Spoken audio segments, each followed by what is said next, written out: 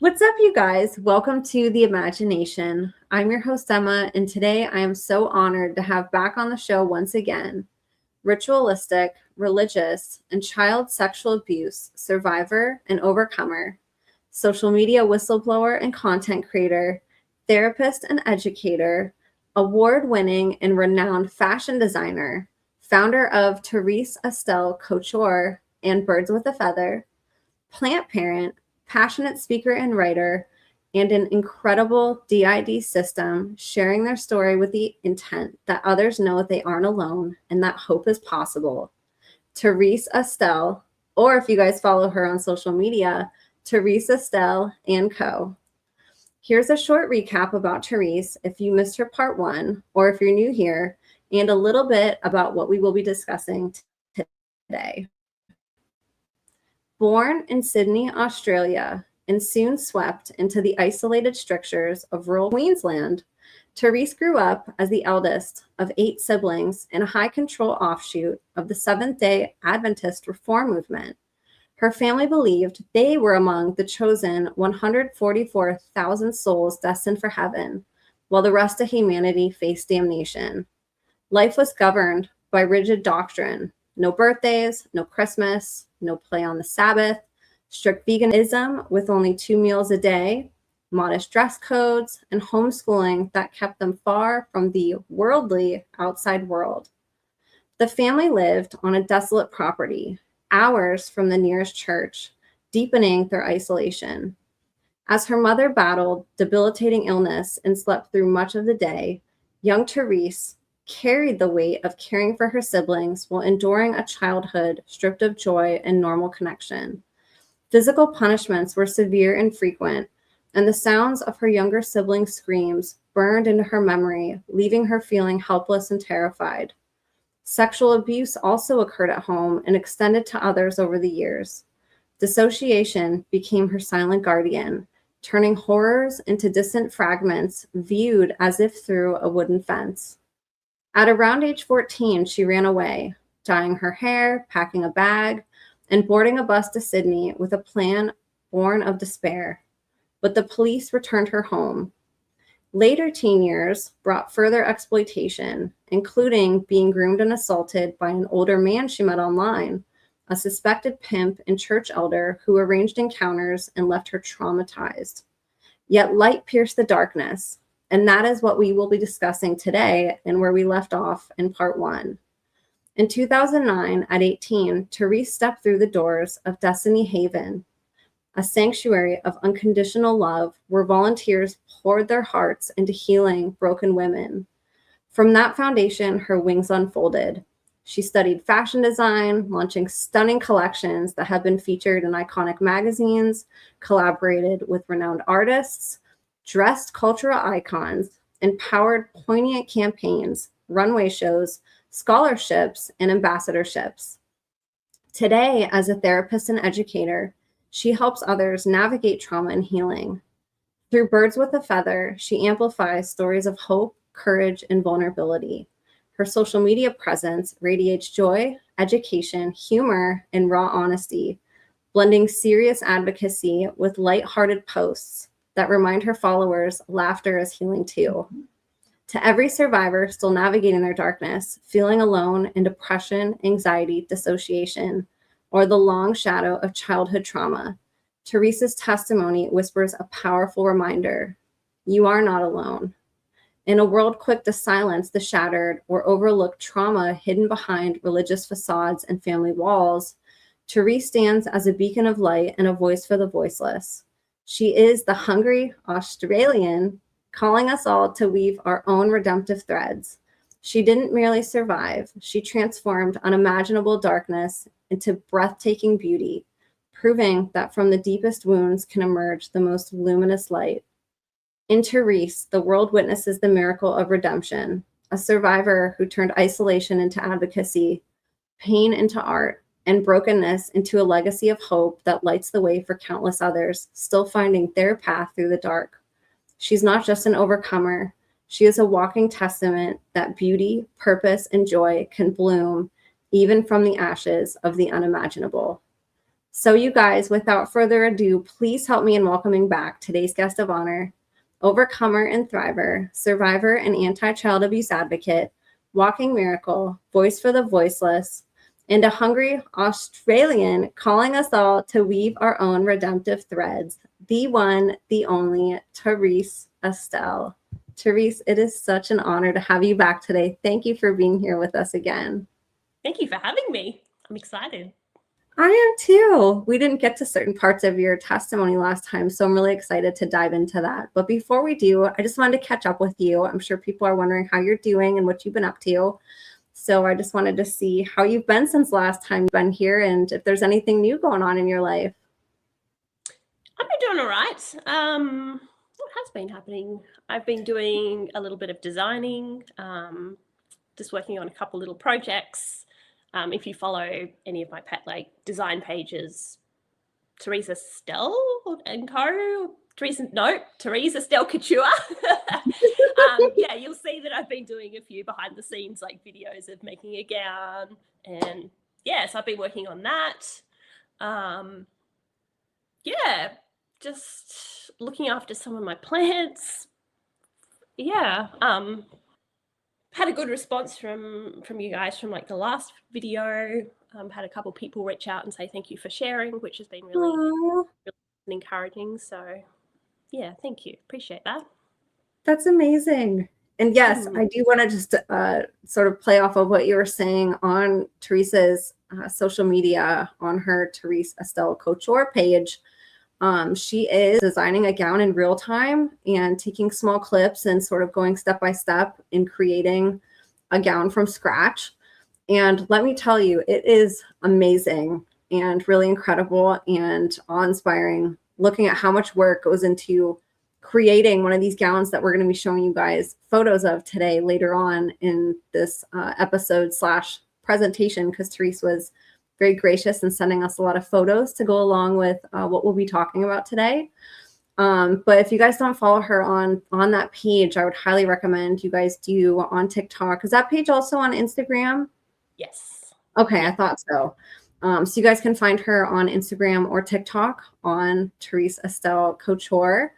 And of course, I'll have that in the show notes for you guys, but go check that out because it's really neat seeing the sort of step-by-step and what goes into these creative processes that Tarese has honed in as not just part of her recovery, but her career. So with that being said, I'm super excited to talk about that later. But last time we talked a lot about your childhood. We got into a lot of the darkness in your life and sort of wrapped up as we were getting into where the light begins to shine in this really crucial moment in time where you were called and sort of had this divine intervention of attending rehabilitation. And so I wanted to turn it over to you if you wanted to sort of pick up where we left off. And I wanted to dive into that with you because I know this is a really pivotal moment in your life that you experienced.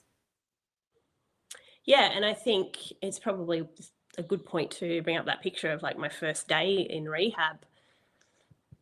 And I think it's such a stark contrast for where I am today. Do you know, I think that first day going into rehab, I was scared. I was terrified. Didn't know what I was getting myself into. Never been to rehab before.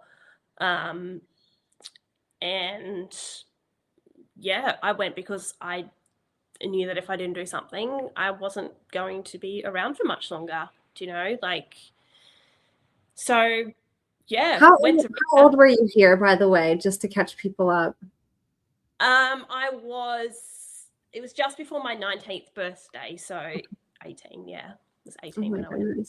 Little baby Tarese. Yes, baby Tarese.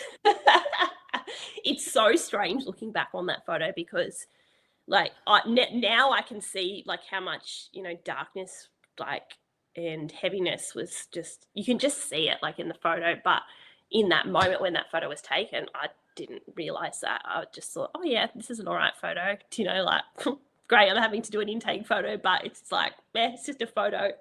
So it's just interesting after years and years of working, of healing and doing a lot of work on myself and living life and experiencing it, just to be able to see the comparison, between the girl who walked through those doors versus even now. It's pretty wild, actually. Absolutely. And so Destiny Haven was the name of the place that you did walk through the doors of. How did you end up encountering this place, and what was sort of your mental process for being accepting of this is the step I need to take? Because that's also a really big thing to admit, if you're having trouble. That's a hard decision for a lot of people to make. I guess, well, I lived in Bundaberg, so Bundaberg is not a very big town. Like, it's kind of about 4 hours north of Brisbane, if anyone knows where Brisbane is in Australia. But there's not a lot that happens there. And I think what the point that I decided that, I needed to do something was like, I just knew that if we didn't do something, life was not going to get any better. Like, life was already really crap. Like, it was really dark. Everything inside felt chaotic. Everything inside felt just unbearable. And I think in the reflecting back, it wasn't necessarily that like any parts in our system necessarily wanted to die. It's just that they felt that there was no way else to make what was happening inside end except to end it all. And so, like, we'd been going in hospital like multiple times from overdoses, finding ourselves back in abusive situations with other people who would just take advantage of us and stuff. And I just knew that if something didn't change, if something drastic didn't change, that it wouldn't be alive for much longer, either by our own hands or probably by ultimately by either by our own hands or by someone else's. Like, it was just not a very hope-filled journey. And so my Centrelink job placement caseworker at the time, he happened to be a Christian, and now I didn't really have a lot of faith or trust in men at all because of like my past experiences. So I just didn't trust men very much at all, understandably. But there was something a bit different about him. Like, he actually took the time to listen. He took the time to hear what I was saying, and he cared. And he didn't take advantage of any of the vulnerability and stuff that we're experiencing. Now, he'd heard the owners of Destiny Haven speak at a conference, and he was like, this place might be all right for you. Like, this could be suitable for you. Now, it was in a completely different state, like quite a few hours away, but I didn't care. Like, there wasn't really much for me in this Bundaberg where I was living anyway. I was like, fine, whatever, why not? Now, prior to this, I had applied to a different rehab, but had been knocked back. They said that I needed to basically just go to church and, basically prove that I was more wanting to get help and stuff like that. And I was like, whatever. And, part of a lot of like what I'd experienced was religious trauma anyway. So I was like, whatever, fine, whatever, don't care really that much. Like, I mean, I cared, but at the same time, I was like, whatever, like, I'm as if that's going to change anything for me. So anyway, I applied to this rehab, Destiny Haven, and they're a Christian-based, faith-based rehab as well. But I applied and I got accepted. Like, I was really surprised. I was like, okay. And then 2 weeks later, I was down there. So like, I left my job. I was working in hospitality at the time, packed up where I was staying and flew down into this rehab that I'd never been there, never seen them before. But and that's sort of how I ended up there. But the people that I talked to, the staff, I'd gotten like a really a positive vibe from them. It was different to the other place. Like, they were quite encouraging. They were like, just hang in there, you'll get through this. Like, you'll be not like yeah, that was just really encouraging, and there was just a more of a warm and welcoming vibe that gave me a little bit of a sense of hope. So anyway, rocked up. I don't remember a lot about those first weeks, those first months, really. But yeah, it was just more like I had to sort of settle in, get used to the routines and stuff like that. But despite them being like a faith-based Christian program, there was something that was a bit different about them too, like in comparison to my upbringing, which was quite abusive, quite controlling, and there was like a lot of religious trauma and whatnot. So in some ways, like there was a lot of triggers that were happening for me that brought up a lot of my past stuff, but at the same time I was also having this different experience. So it was this weird kind of like I was having to deal with all these triggers around stuff that was coming up around like religion and stuff like that, but at the same time I'm having this other experience of that it's different to what I did experience. And yeah, it was just really, it was kind of like this, what's the word for it, not like a clash, but a contradiction of what I was experiencing now to what I had experienced and the beliefs that I had. And interestingly enough, I didn't know that I'd experienced trauma. Like when I went to rehab, I really didn't know what was wrong. Like I just didn't know. Like I didn't know that anything really, like I knew my upbringing was like was quite different to other people's, but I didn't realize that it had negatively impacted me. And I didn't realize to what extent. And had you asked me if I'd experienced trauma, I would have been like, no, sure, I want to die. Like, sure, like I'm battling this, eating disorder and self-harm and all these other symptoms, but I don't know why. And so, yeah, for me, for a long time, it was quite a mystery to me why I was struggling so much. I hadn't connected those dots. I mean, I'm sure a lot of other people had, but for me, I just hadn't. And it was kind of like this gradual, learning about what trauma is and how it can affect people. And I vividly I remember this chart, this Janina Fisher chart. It's called Symptoms of Trauma, and it shows all these different symptoms that trauma can cause. And I remember my therapist at the time giving it to me and going, okay, just highlight the ones that you can relate to. And pretty much all of them I'd highlighted, and I was like, okay. What do you mean I've experienced? Like, what do you mean? Like, it was just, I don't know. It was just, there was, I think, a lot,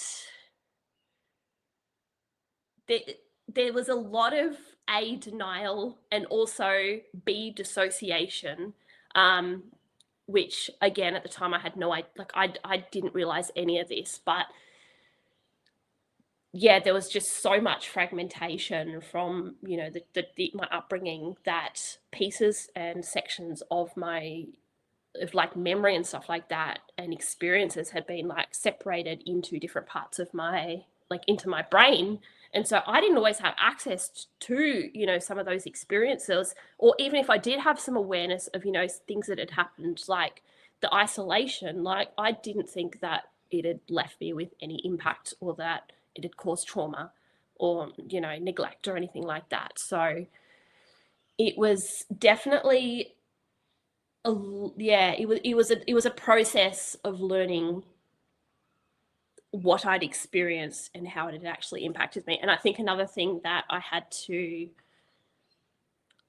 that happened was that I started to experience things that were, healthy and like healthy, relationships or healthy ways of relating to people, or things that were safe, or, just learning about how things should be, like different experiences should be. And it was as I started to experience those and started to learn about them that I was like, hang on a second, that didn't happen back there. Like that was not what I experienced. And it was kind of like starting to put together all these pieces of a puzzle, but really, really, really slowly. Yeah, it was it's a journey. Yeah. Did you have in your mind times where you would look back on your childhood and see that you had gaps of maybe things that you didn't remember? Or I think a lot of people that experience dissociation just think that that's normal, that everybody sort of has these blockages.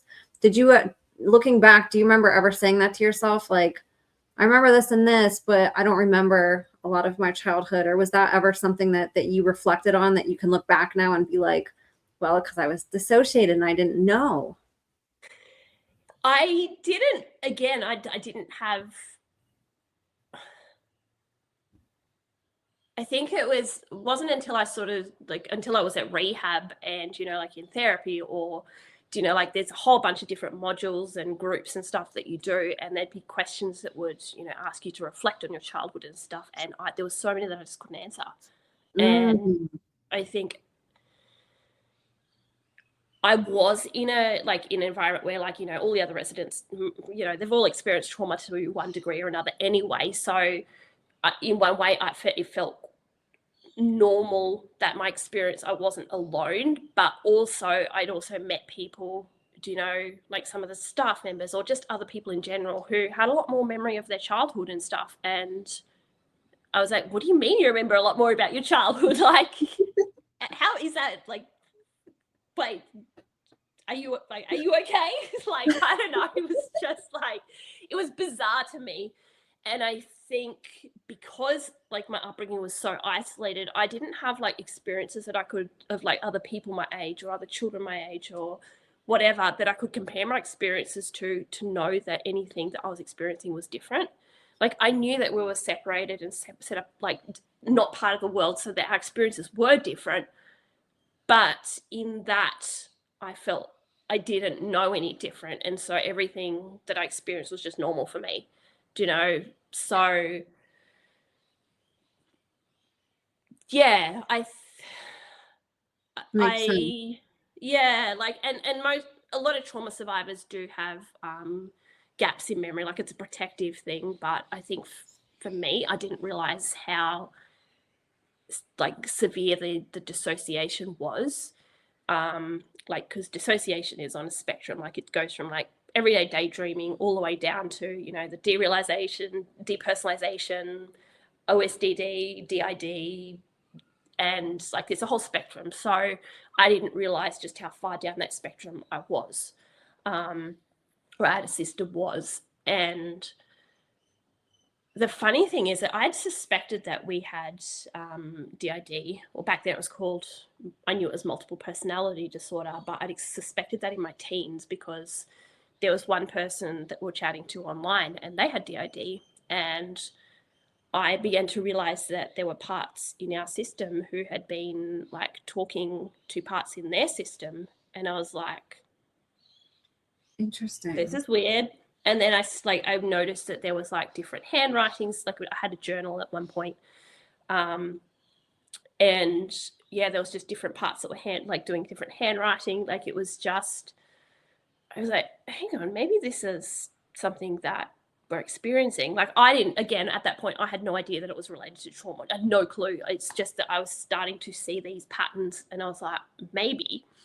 And I went to our parents and I said, look, I think this might be something we have. But he was, well, their response, it came more from him, this response, but their response was, we don't think you have that because that's demon possession and you don't have, like, you're not possessed, so therefore you don't have it. And so it was never talked about again. So from that point, like, I literally, any awareness of that, any consideration of that was just, it wasn't there. Like, from that point on, I just, like, there was just felt like there was so much shame and so much Like, buried it. like, oh my gosh, I like this, like, it's not even safe to think about or even talk about. So from that point on until later in rehab, it just didn't even come up as a possibility. But later in rehab, I, like, well, one of us anyway would recount this experience a couple of times to like a therapist, and then at one point our therapist was like, "Are you sure you don't?"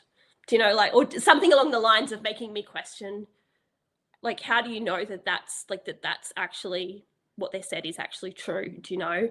And over time, like, it became more and more apparent that, like, I was losing time. There'd be whole therapy sessions where I have no memory of what's talked about. Do you know, like, I'd turn up to a therapy session. She'd go, okay, so this is about what we talked about, like, last time, let's revisit it. Or do you remember what we talked about last time? And I'd be like, what are you talking about? Or I'd be like, oh, it was like, and just the gaps in memory were starting to become a lot more obvious. And like, there'd be times in therapy where like a part would be out and just completely mute, would not talk at all, didn't know what to say, was just kind of like frozen, just no ability to talk, do anything. It was just, yeah, there was just so many different responses that were happening, not all of them that I was aware of, except when, you know, my therapist would go, okay, this is what happened, do you remember what, do you know? And I'd be like, no, what do you, like, no. And so, yeah, and again, the writing was starting to happen, like different parts would start writing to our therapist. And writing was actually a really big way that we're able to break through that stuckness that was happening in therapy, because I don't know, there was just a blockage that was happening in therapy. We didn't know how to get past it, no matter which part was there. Like, but we discovered that kind of by accident, really, that writing parts would be able to write and just be able to write freely. And so that's sort of how there was really a lot more of a breakthrough, actually, in being able to do, I guess, just open up that communication internally and with our therapist. So then we felt like we could help our therapist understand, and she felt like she could kind of find a way to, you know, to sort of actually start to see what was happening beyond this, like, wall of, yeah, just this wall. And also, and yeah, there's probably a time you could pull up some of the pictures too, I guess, the drawings and stuff. Absolutely. While I do that, I wanted to see if you could do just a little briefing on DID in your own words, and help people sort of understand what it means when you're saying, like, I lost memory, or I'm remembering things, or different parts are Yeah. talking in therapy. How would you explain DID to people listening? So DID, it used to be called multiple personality disorder, but they changed it in 1993 or 4, I think it was, to dissociative identity disorder, because it's not necessarily a personality disorder, it's a dissociative disorder. And so basically what happens is, okay, so for most children, when they're growing up, like, their brains are not fully formed, they're not fully connected and stuff. And during later childhood, there's usually a period of time where their brain starts to fully connect and all the parts of the brain start to work together, essentially.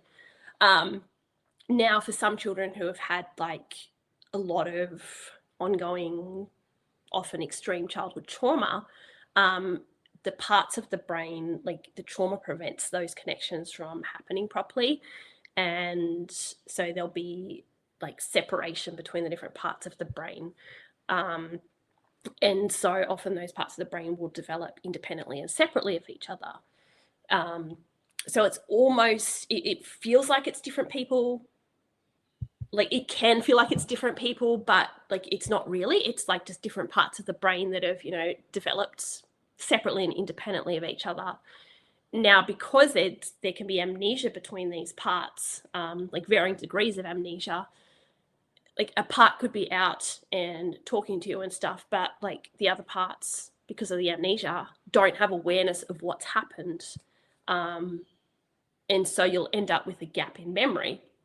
So, like, imagine you're watching, like, a film, and some of the characters, their scenes just get cut out. Do you know? Like, so you're trying to watch this movie, which is like your life, but then there's, like, different characters in there. Like, not saying that DID is characters, but just to try and give you a bit of a visualization of what it can look like for a day. You'll just have these chunks that are taken out, and you've got and sometimes you don't even know, like, until something happens to bring your attention to that awareness. Like, you don't even know that you've missed time until, you know, for example, like us in therapy, where our therapist was like, you know, this is what happened. And like, I had no clue until she brought it to our attention. So it's kind of like, it can be a bit like that. And like, you might have some awareness, like you might be a bit, you know, have a little bit more, less amnesia with some parts at times. So you might have a little bit more awareness or sporadic awareness of what's happened. But yeah, so with DID, some of the symptoms are like, you'll end up with gaps in memory. There'll be 2 or more distinct parts or alters. Yeah, and it's pretty much almost like, it's highly correlated with childhood trauma. Like, you can't go and prove that, you know, DID is from childhood trauma, because that would require traumatizing a child intentionally to prove that. But it's they can say it's really highly correlated with childhood trauma, ongoing and extreme childhood trauma.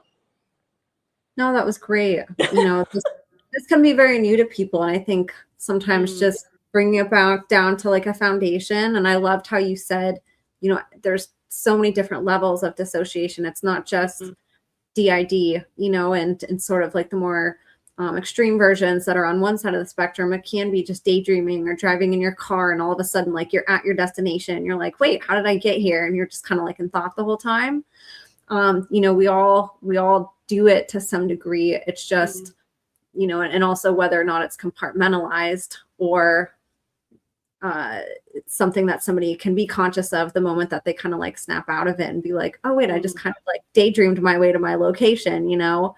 So it's a really amazing survival mechanism, you know, and to me, even calling it a disorder, I feel like we can have such a better name. It does involve dissociation. So I think that word is appropriate, but you know, it's not a disorder. It's a really incredible survival mechanism that we all are capable of. And I'd have to agree with you. I don't think I've heard one person that I've personally met, and I know I do a podcast with survivors, so it's not like I'm bringing on all different types of people all the time, but there does seem to be a very, very, very, very high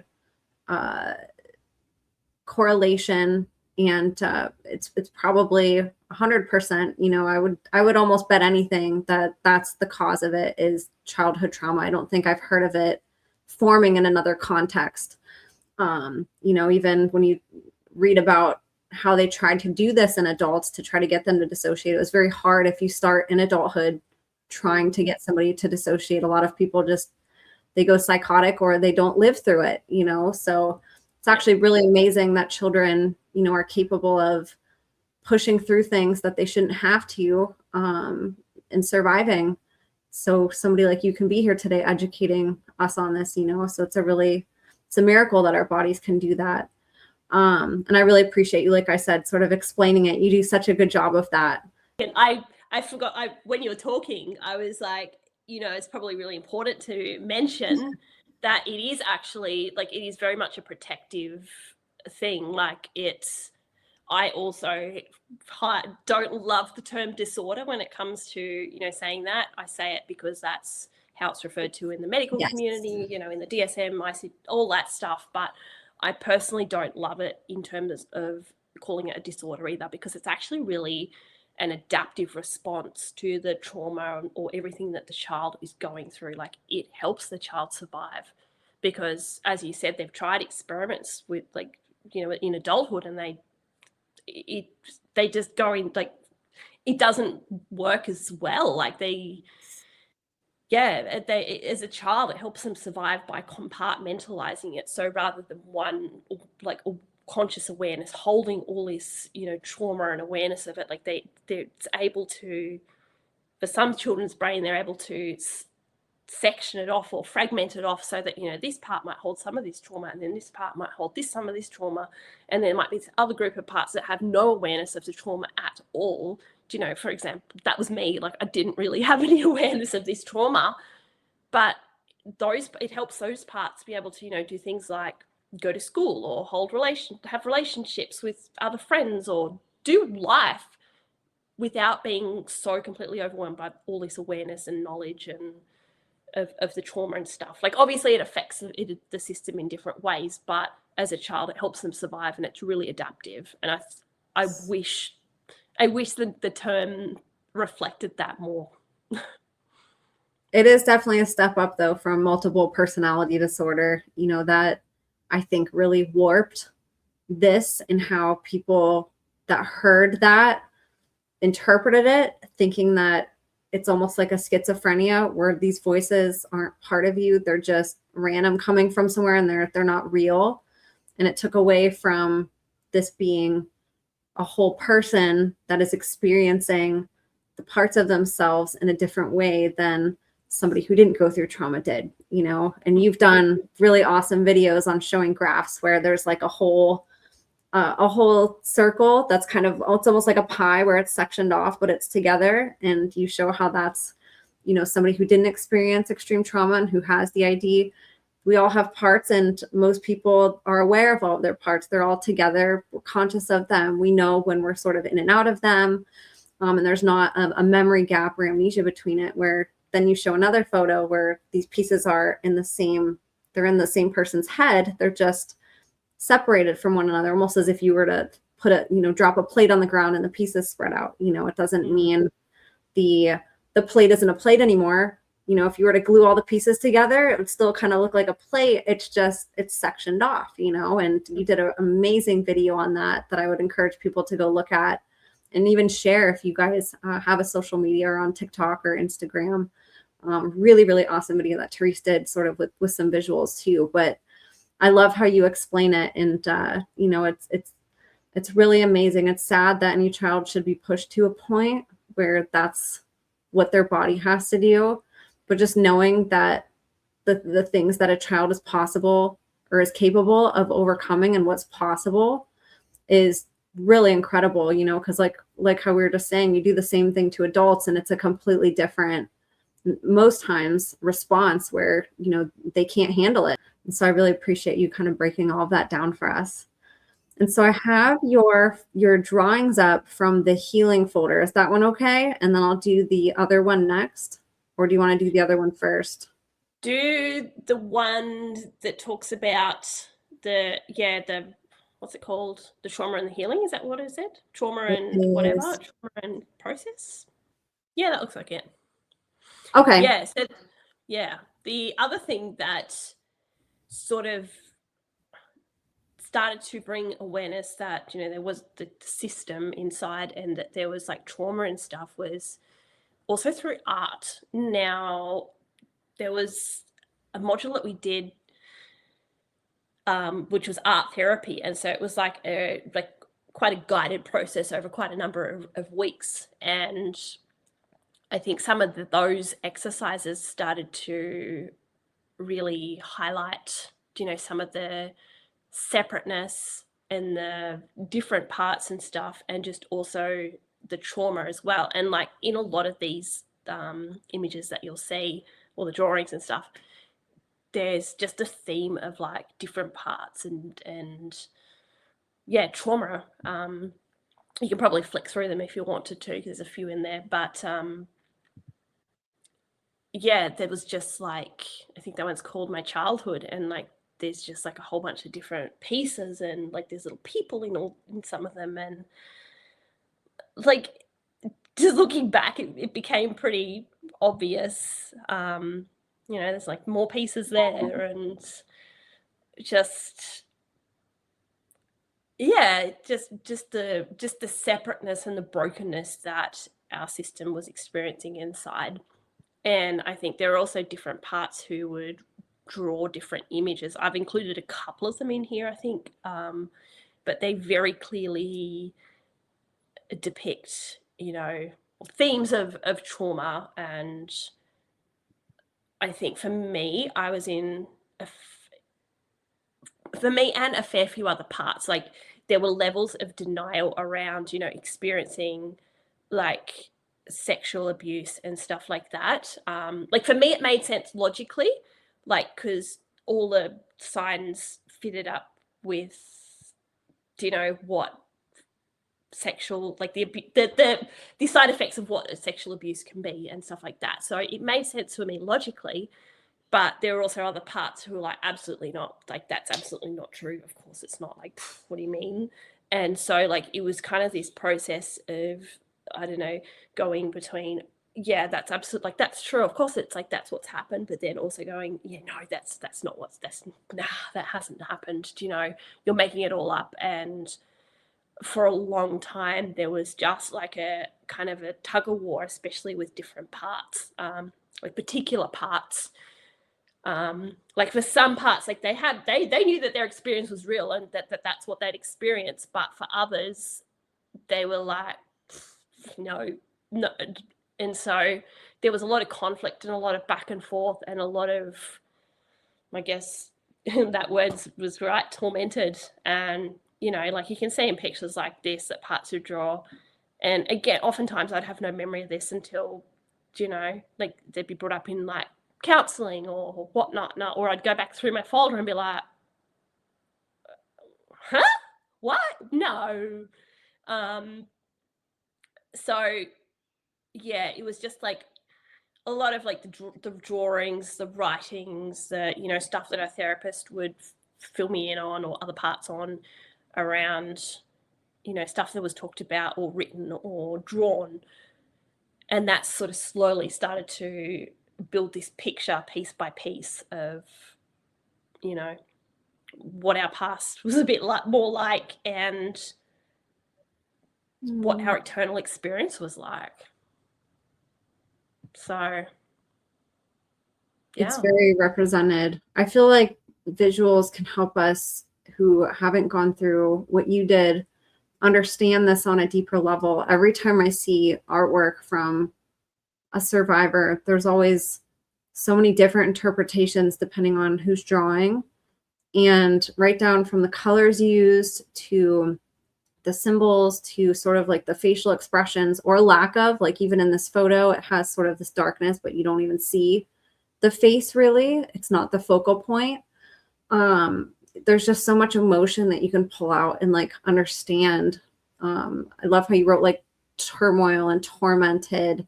You know, you can like take that out of the photo and be able to empathize with it. Because I think that's like, that's one of the hardest things. It's not having empathy. It's just empathy is being able to walk in somebody's shoes and like to be able to like, you know, get down on your knees and like look somebody in the eye and be like, I haven't gone through what you did, but I can understand what you went through. And it's so hard with some of this stuff because it's so like beyond even like what a horror movie can depict.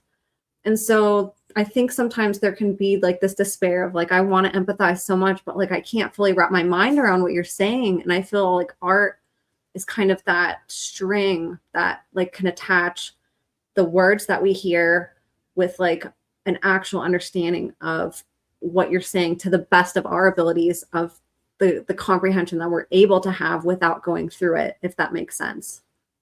Yeah, and like I think that picture that you just had up before is really kind of that one is kind of representing what you're saying, because I think something that I really struggled with was, and I know other parts did as well, was, you know, like see pictures like this or other ones, or, you know, some of the experiences that got written down and going, that was not me. Like, and every time like I try to, you know, go, oh my gosh, that happened to me.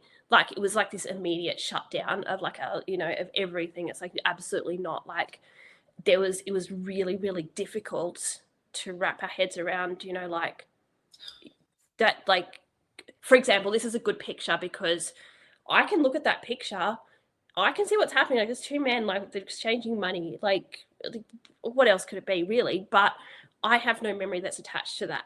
But very obviously there's like a part in like our system that does. And so I think like I kind of came to the point where I was like, I can't force myself to, you know, take that on as a memory, because that is not my memory per se, but there's another part inside that does have a memory that's, you know, that's represented by that picture.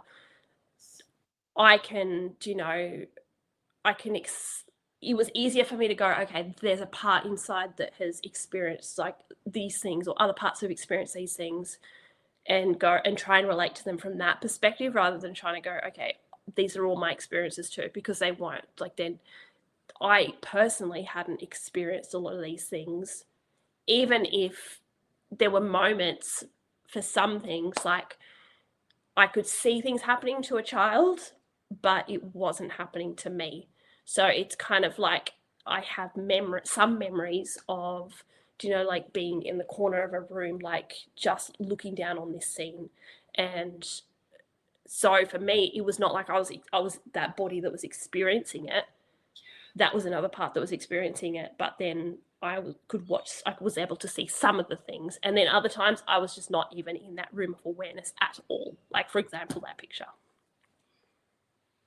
That's a really great point too. It can help the body and the system be able to empathize with experiences that weren't its own also. It's very weird and very difficult to explain to someone who's never experienced it. But yeah, that was a bit what it was like.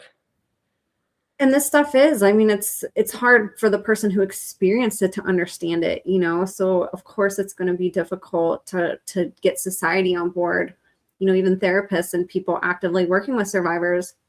This can be really hard to interpret, to make sense of. And, I think even people who want to help sometimes feel this like disparity of like, want to help so bad. I can't fully wrap my mind around it, and I feel like art gets us closer and closer to that, because it pours so much of what is in these scenes on paper in a way that is like just so different from trying to describe it,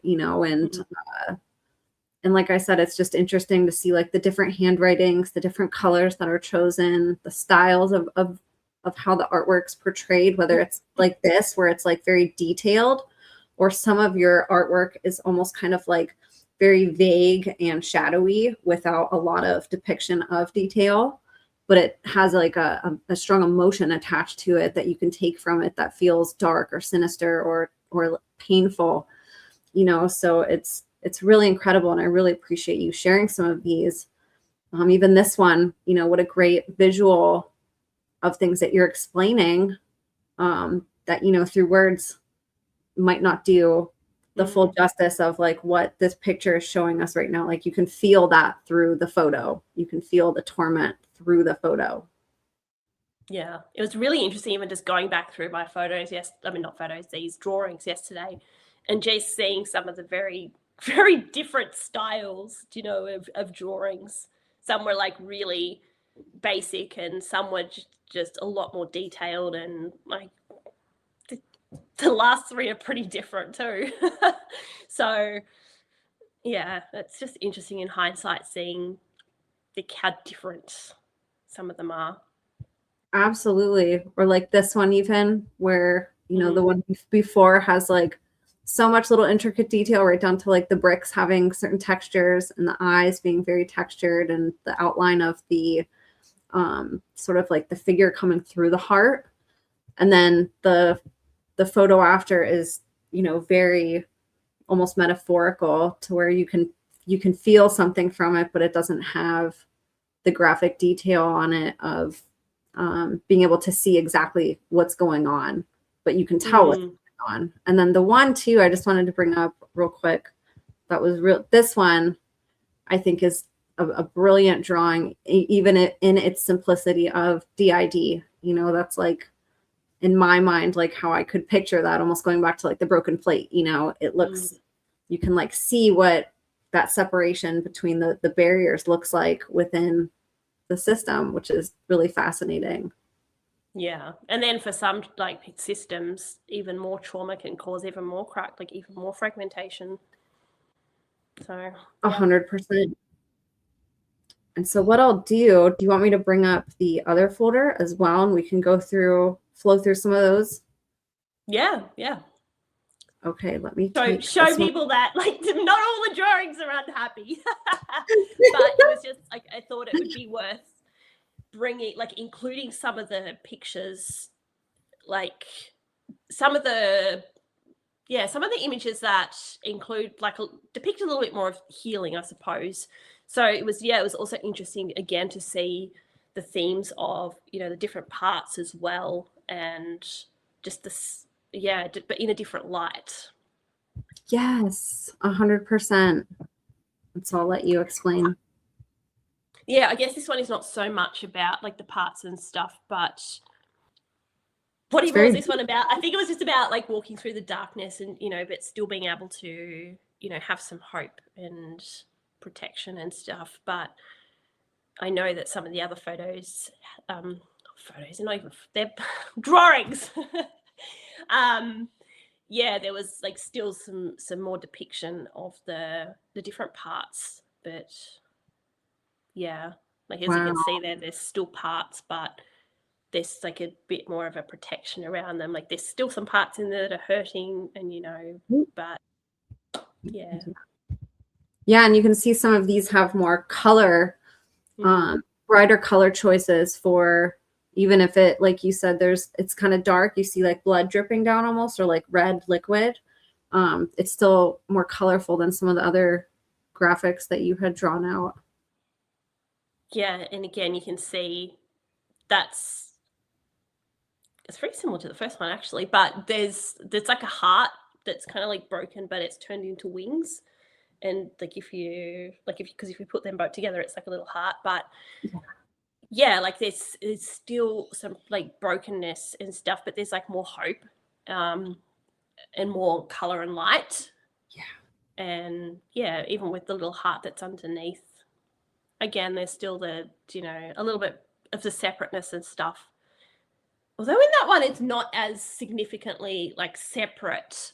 Yeah. But there's still some that's there. So I guess that's reflective of the process of, starting to work with parts and starting to, just help our system and heal from the trauma and have more, corrective experiences, healing experiences, and safety as well. So it kind of has lessened the amnesia in our life a lot more. But there's still times where it does happen, but not as frequently. It does feel healing. That was like the word that I was sort of getting in my mind whenever I was looking at it. I was like, it doesn't feel fully healed, but it has that feeling of like brightness and we're getting there, like on the journey. Yep. This one too. Yeah, same with that. Beautiful. One. So there's like still different shades, still different colors. Like they're all a little bit different, but they're all still part of the same heart or mind. But there's a little bit more cohesiveness. Like you can still see the separation between them all. So they still, like a lot of the times, they still feel separate. But yeah, there's a bit of a difference, and there's like a bit more color, and there's, I guess, they're working a little bit more together to fit together in the heart. And even the colors, it's not like there's a blue piece over here and then one straggling over on the other side. Like all the colors, that it just kind of like looks like it flows together. All the pieces are like where they're supposed to be. Mm-hmm. Beautiful. Oh, I like this one too. I love all the hearts and like the wings. There's actually a lot of hearts in this one. I just didn't really think about that. And wings as well until just now. Like it has a happy feeling to it. I guess wings represent a bit of freedom and a bit of, a bit of hope, and that there's movement, I guess, because you can move with some wings. And you see down here, there's like is that barbed wire? It almost looks like looks like it just recently fell off, which is like how you said freedom. It has that feeling to it, like just escape the chains kind of, or like broke out, or liberation. It has like kind of that vibe to it. Some of these pictures were from a bit later, so like in the maybe like 5, 6, 7 years ago. So it went as far back, but there's still, obviously you can see some themes, and I think this one, like these ones are a little bit more in the last 10 years ish. So you can see that like there still might be some themes of like, the sadness, or because like there was a period of time about like 5 or 6 years ago, but 6, 7, where it was a really difficult time. So like you can still see that there's a bit of that like sadness and challenge and everything that was going on, but there was still a bit of the hope that was there. And this one, you can really see that. You see like some of the broken hearts that are more gray and they have kind of like drops, almost like they're crying. And then you have like the whole bright hearts that have little tiny hearts next to them, like they're singing, you know. This is very cute. Did you play music growing up? Was music like a part of your healing journey too? Or is that not super related to? We did learn piano growing up. Did a few more lessons and stuff over the years, like after rehab and stuff. Not super involved with it, just kind of do it for fun every now and then. Yeah. Oh, this one's really beautiful too. It kind of reminds me a little bit of one of the first ones in this one where the hands were like this, the flower was closed, but this one's like a little bit more open. But yes. Yeah, it's interesting looking back and seeing all the themes that kind of go through them. Right. And seeing like sort of which moments were being drawn from sort of like a place of protection and like feeling safe kind of, and like where some of the vulnerabilities are leaking out of feeling pain still despite being on a healing journey and having kind of like those cracks where there's like still sadness leaking through. Yeah. Like this one, she's still protected, she's still like covered, but you know, it's more hopeful. And she looks relaxed. She doesn't look tense like some of the other figures that you've drawn did. Yeah, like more safe. Yes. Ooh, this one's cute. Are these all words too, all around the butterfly? Oh my goodness. Let me see if I can read it. What did it say? This is a very attractive. The things that happen to me are ugly, but I am not ugly. And so all of the words like around the butterfly and in the wings and on the, you know, stick and the legs and all that were just more positive sort of, I guess, affirmations or statements and sentences. That is incredible. Look at that detail. And how from far away, whenever it's zoomed out, you kind of have to look to see that they're words. It like goes really seamlessly with it. Yeah. And I still, the butterfly wings are separate, like there's pieces, but they're still together. And then a bit more color, not completely colored, but like more like bright colors. And there's like a little cocoon down here, it looks like. Is that what that is at the bottom? Oh, that's a good question. Yeah, I think it might be. Yeah, it almost, at least that's what it looks like to me. It might not be, but if it is, wing sort of a wing, a leaf. Looks a little bit symbolic too of like there's still more blooming to happen. You know, so there's still some things that are cocooned up that have to blossom into the butterfly still. And I think that one's the last one in this collection. Yeah.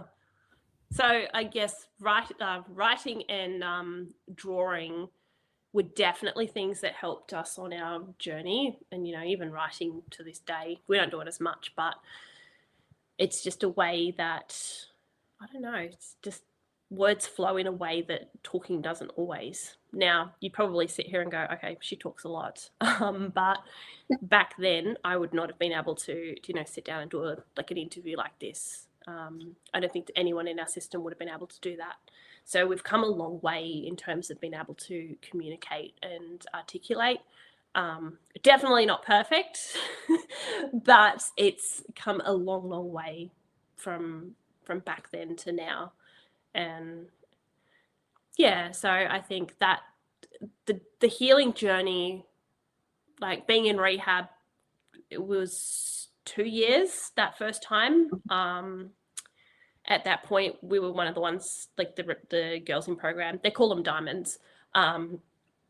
So we're one of the diamonds who had been there the longest, and I felt really frustrated, especially when I saw girls who'd come at the same time or come after me and who'd finished the program, you know, and I was still there.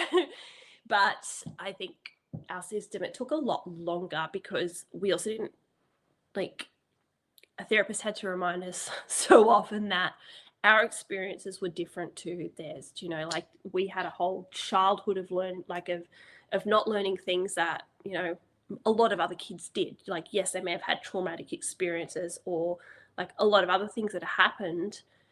Like, but for us, we also had, just that whole childhood of even developmental experiences, of having friends, of going, like, just things that happen when you go to school with kids your age that we hadn't. And it took us a lot longer to, to open up, to trust, to even be able to access, those different parts that had things happening. And so we just had to keep reminding ourselves that our journey's different, and that's okay. Doesn't matter if it takes us a lot longer. Like, is it frustrating for parts? Absolutely. But it's also okay. Doesn't mean that we're any less than. It doesn't mean that, like, we're unfixable or too broken to heal. It just means that, like, some people, they've had a lot more trauma and a lot more things happen, and it's going to take a lot longer for that process to happen, like, to work through it. And that's okay. So I'm definitely grateful that I did go to rehab, because I probably wouldn't be here today if I hadn't have. But like, I mean, there's so much that you could talk about with the healing journey. There's just so much, but it's definitely grateful. And like, after I left that first time, I finished the program, went out, started working and stuff, but there was still stuff that, like, hadn't been fully worked on or resolved. And unfortunately, it very quickly, like, parts, like, started drinking, went back to self-harm really, really quickly. And it goes, I realized how easy it is, when you've been in a really dark space before, how easy it is to go from here all the way back down to there, because it's not like it very slowly progresses like it did the first time. It's like you start whatever those old coping things were, and you're like, go back down there very quickly, if not worse. So I went back, but it was more like, I was sort of there in the program, but I still did like 1 day of work a week. So it was kind of like a little bit, like, it was more supported in that I still had the program structure and all that sort of stuff, but it was also, just trying to support me to, then be able to go back out. Did you have any other questions about that time before I talk about design? I really want to get into that. One thing I do want to just have you maybe go over quickly. You had so many things that you were unsure of. You were having suicidal ideation, depression, self-hatred and loathing. There was just such darkness that you couldn't explain. Did learning about DID and going through this process of connecting with who you really are and learning about some of these things that you had forgot, did you see a lot of those symptoms begin to dissolve, or what did that look like for you? I think I had to first make the connections between, the symptoms, which is, it's kind of what they were. They were symptoms. They were,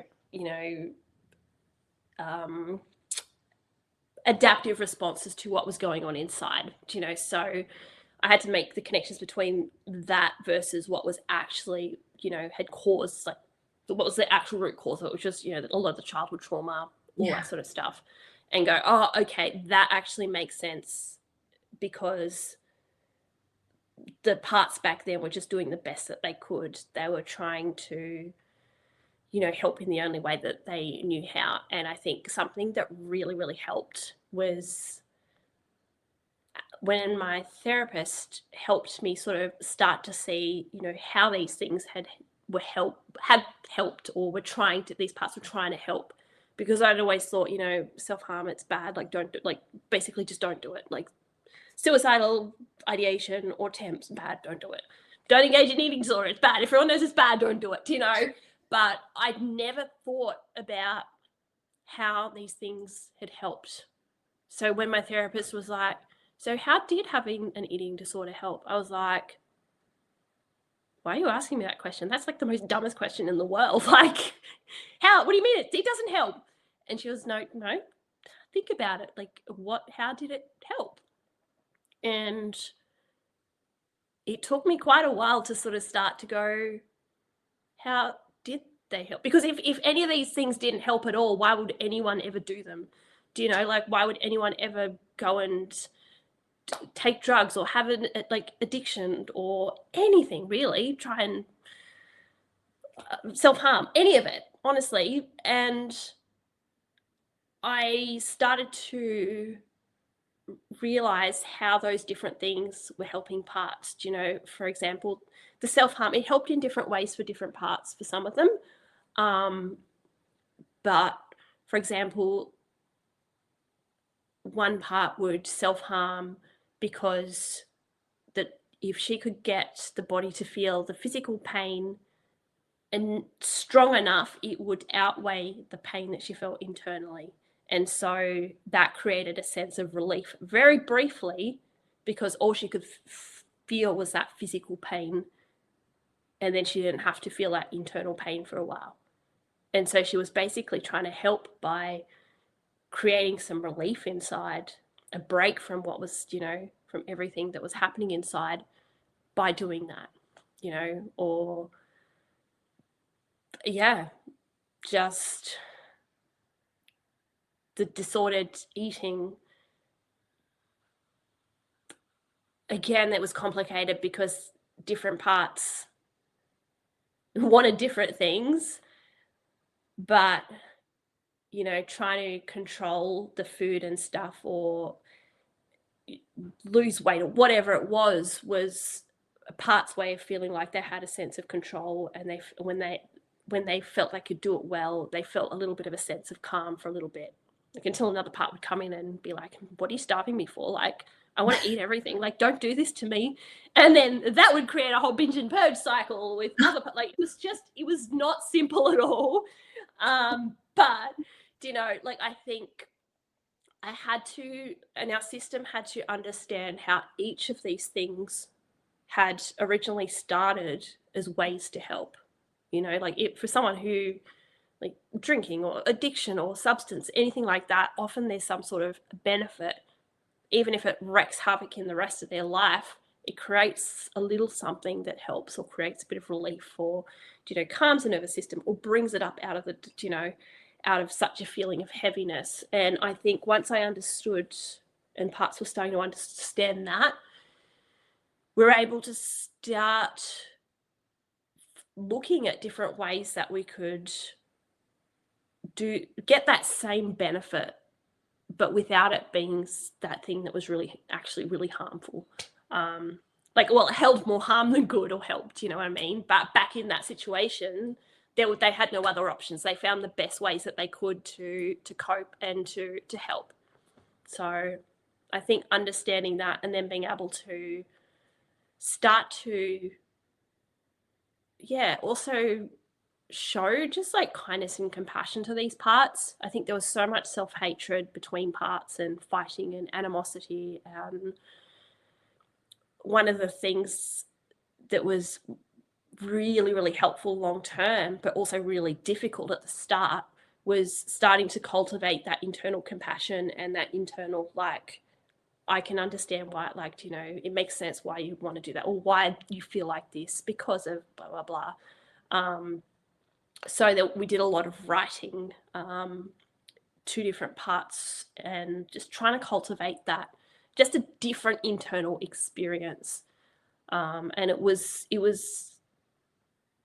definitely not an instant relief like I wish it was, but it was a lot of doing the same things repetitively and creating new habit patterns, so that, yeah, like, and eventually those internal experiences started to change. And so we would have like periods where there'd be a little bit more hope, a little bit more peace, and then it would be like, it would not feel great again.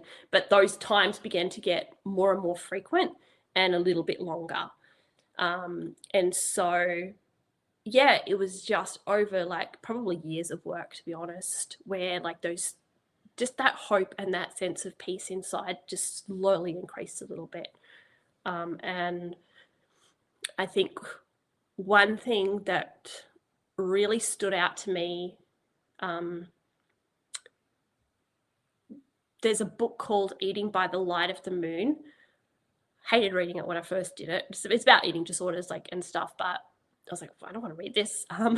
There are other parts who were like, just didn't want to read it. But one thing that has stuck with me from that book is this analogy that they talk about where, you're in the middle of this like raging river and you're holding onto this log, you're holding onto this lifeline. It's all you know, it's all you've got.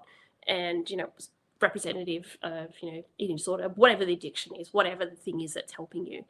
And you know that it's safe on shore, but you don't know how to get there.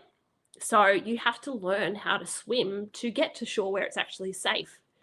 But you're terrified to do that because you don't know how to swim and you've only got this log that you're holding on to, and so it's this process. It's a slow process of like letting go for a little bit, learning to swim, strengthening your muscle, like strengthening and letting go. And then you hold back on, be like, nah, I'm going to drown.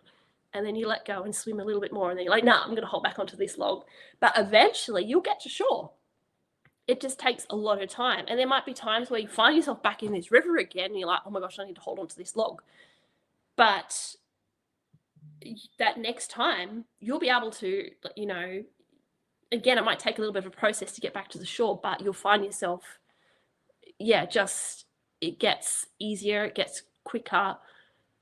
And I think that really helped me and our system, because going to rehab didn't mean that we automatically stopped doing all the behaviors, unfortunately. I'm surprised we didn't actually get kicked out, to be honest, the amount of things that parts got up to. But I think, our journey was not one of instantly stopping and instantly, being a success story. Like, it was a lot of work, a lot of times where parts would go back to behaviors. But that analogy and being able to go, no, it's okay. You haven't failed completely just because you went back to that behavior for a bit, just because you hurt yourself that one time doesn't mean that you're back at the beginning. Remember the log, remember that you can let go. And then if you come back, it's not the end of the world. Let's try again, and that, I don't know, that analogy out of that whole book. Don't remember anything else out of this book, but I do remember that. And that's just stuck with me, and it's helped me and other parts be able to go, okay, it's not the end of the world if we mess up. It's okay. We can try again. We're not going to beat out, yes, it sucks that, it might have happened, but we can be kind and just show ourselves a bit of kindness to try again and go, okay, this next time we can do it again, Man, what a fantastic explanation of all that.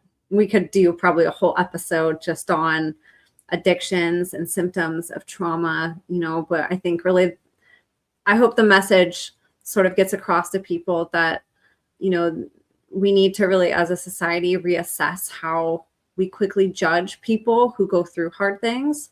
Mm-hmm. You brought up such a good point about there's a benefit, even if on the outside it doesn't look like it, because somebody's whole life gets shattered because whatever that symptom is that they're suffering from, to be able to have compassion for the alcoholic, even if it's not something that we're agreeing with, to be able to say what would cause somebody to do that, to be able to sit with somebody and just reflect on that. I think we could help a lot more people. Instead, I think we're just so conditioned to just judge people like, why would you ever do that? You ruined your marriage. You lost your house. You lost your job. You're a bad person. And it's like, wait, are they? They already know this. They already know how it's wrecked their life. Yeah, but it's like, are they really a bad person at their core? Did somebody hurt them and they were never taught how to cope with that? And that's the best that they're able to do, and that's such a strong message that comes through really, really eloquently with how you express this, as being able to look at that root cause, because we don't do that enough, even in a lot of rehabilitation or even in, therapy, that's not always addressed. It's just sort of getting over the symptom, but never addressing the root cause, and I think if we did that more, even if somebody messes up or goes through rehab multiple times or goes back to their addiction, to understand why, to just have that context of oh, I have disordered eating for multiple reasons, but I was starved as a kid, for one. Like, I never had healthy eating. Like, I've always had a habit of disordered eating, not because I chose it.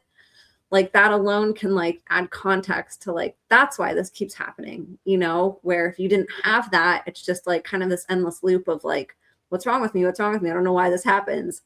So I really appreciate you sort of like giving that foundation of like bringing us back to the root cause of some of these things. Because I think if we did that more people would be helped and like felt seen, and like we'd get to the root of why people make these choices that they believe benefit them in those moments and that do, you know, and we could maybe help them, like you said, take that same yearning for that coping and something to help heal and help transform people into a healthier habit and get them the actual help that they need to like not just band-aid the symptom and the root cause, but to like actually help them heal from it. And the part that really sucks is that whatever that addiction is or coping mechanism that causes so much harm over your life, the sucky thing is that usually works really quickly. It usually works really instantly to get that relief. Whereas anything else, any of the other healthy things, you know, more healthy things, they don't work as quickly. You will eventually get there and find something that does help, but it's not going to work as quickly as instantly as that initial thing. And I hate that. Absolutely hate that. It's also true, but it does require a lot more, you know, consistency and work to have that same effect. But anyway, I could talk a whole other thing about this, but anyway. Yeah, it might even be a fun episode just to have you on and we just really dive into that aspect of it. But we're not done with your story yet. You still, and even still to this day, it's continuing and evolving and growing. But I really do want to get into the design part, because this is just another just incredible, you know, milestone that happened after everything that you've already gone through and overcame. So how did you get into that? Let's talk about your journey into design. Well, I didn't know it was creative. No idea until rehab. And like, obviously I discovered like the writing and the drawing. I didn't know what fashion design was. Didn't even know it was a thing. Didn't even really think about where clothes came from. Any of that. It just never occurred to me. But one of the things that they did when we like first went was like sewing. So they would like make up bags and stuff to then sell in the shop for, you know, help raise money for the charity foundation. And so that's where I started to learn to sew. Prior to that, my only experience with a sewing machine was accidentally sewing my sister's finger. Don't know how I managed it. Didn't really go near a sewing machine again since. But yeah, so started sewing in rehab.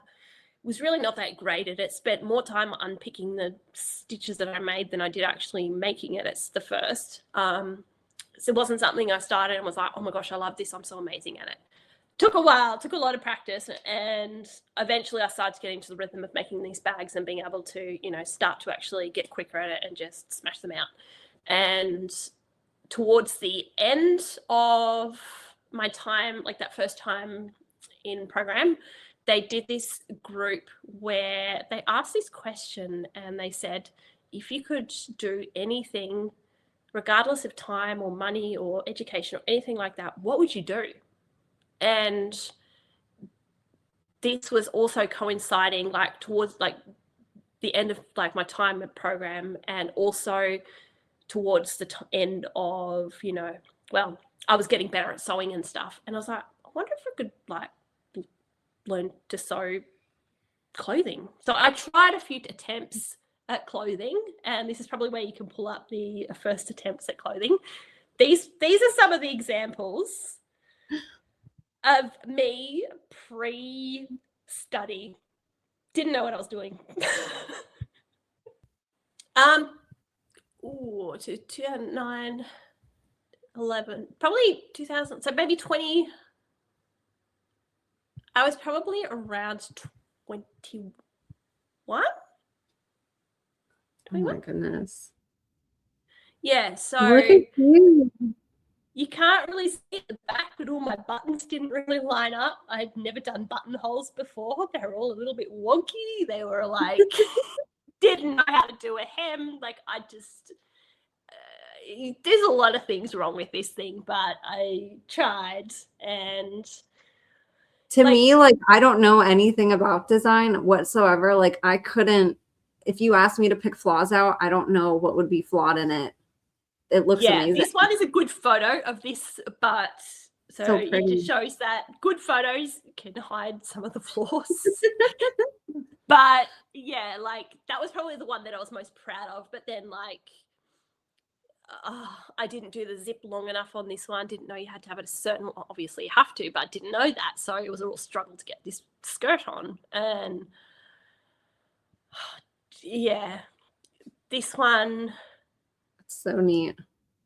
This one I was pretty proud of too. But again, like, I was running into all these, like, the sleeves are a little bit too, like, they were sort of cutting in a little bit. Didn't quite know how to hem here. It was just a lot of things I was sort of coming up against that I was like, oh my gosh, I have no idea what I'm doing. Like, you can kind of see the wrinkles across, like, the hip area. It was not fitting really, really well. Yeah, I think as I was trying to do stuff, I realized just how little I knew, and that I was like, if I want to learn and start to get creative with fabric, like using fabric as a medium, I need to go and learn more. So I discovered that fashion design was a thing. Like, so I applied to a local TAFE. They were doing like a Cert 4 in applied fashion design and technology, I think it's called. But basically it's like a course where you could learn like the pattern making, the sewing, like all of the basic stuff that I basically wanted to know. And so they had about 30 people applying, and I can't remember the exact number, but they had a very limited amount of spots, maybe 10 spots left. And I was one of the people who got one of those spots. And so that was sort of the start of the journey for the next 2 years. So the next 2 years I studied that course and got a diploma, and it was exactly what I wanted to learn. So every single time I'd start to learn something, like I'd learn something new, I would go and sew in my free time. So I would do up dresses and outfits, realized that I really liked gowns and like the high-end couture sort of like stuff you'd see on red carpets and like at the Met Gala and stuff. Really loved all those finer details, the beautiful, whimsical, like just that sort of magical stuff.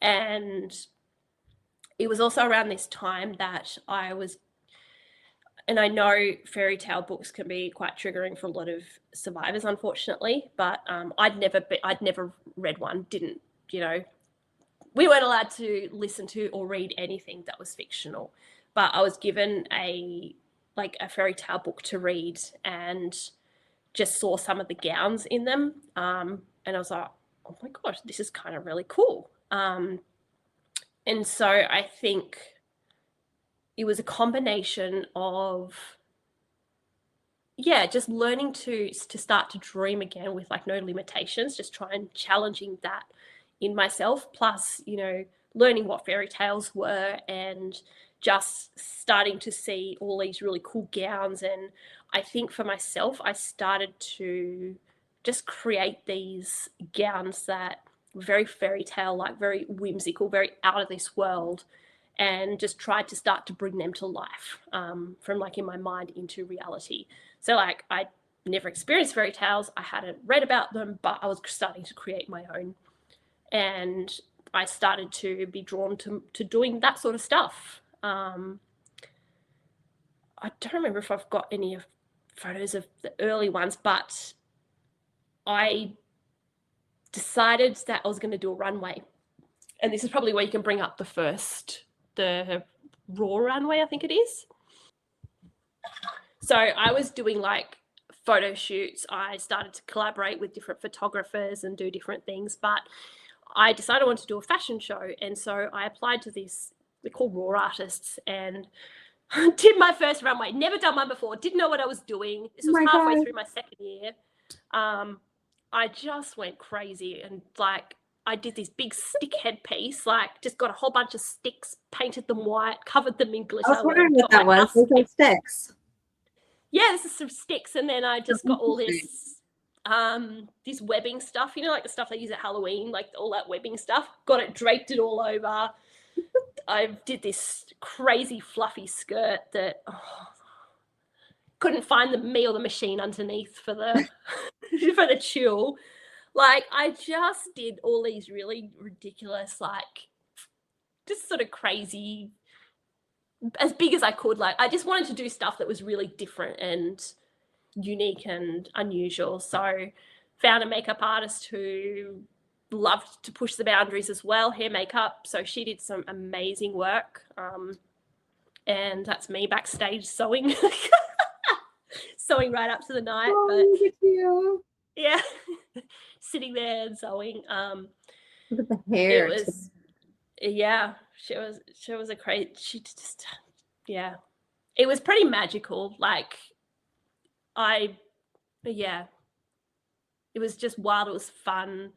I liked being able to do stuff that was really different to everyone else. With stick headpiece, you had to duck going through the doors, but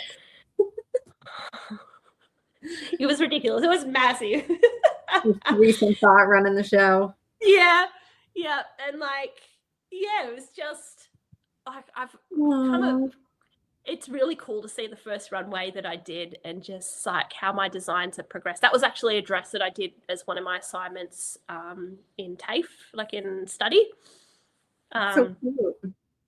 Yeah, it was just some upholstery fabric, actually. Didn't realize that you're not supposed to use upholstery fabric for clothing. Did anyway. Didn't realize velvet had an up and a down. So one side was up, like the velvet was like smooth, and the other side was rough. Didn't know that either, but whatever.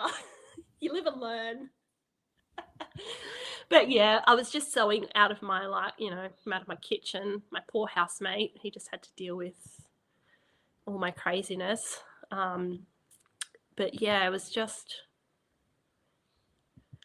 yeah, it wasn't like a massive event or anything. It was just like a local event in a like local pub that they ran. But yeah, it was just like fun. I just enjoyed it. Like,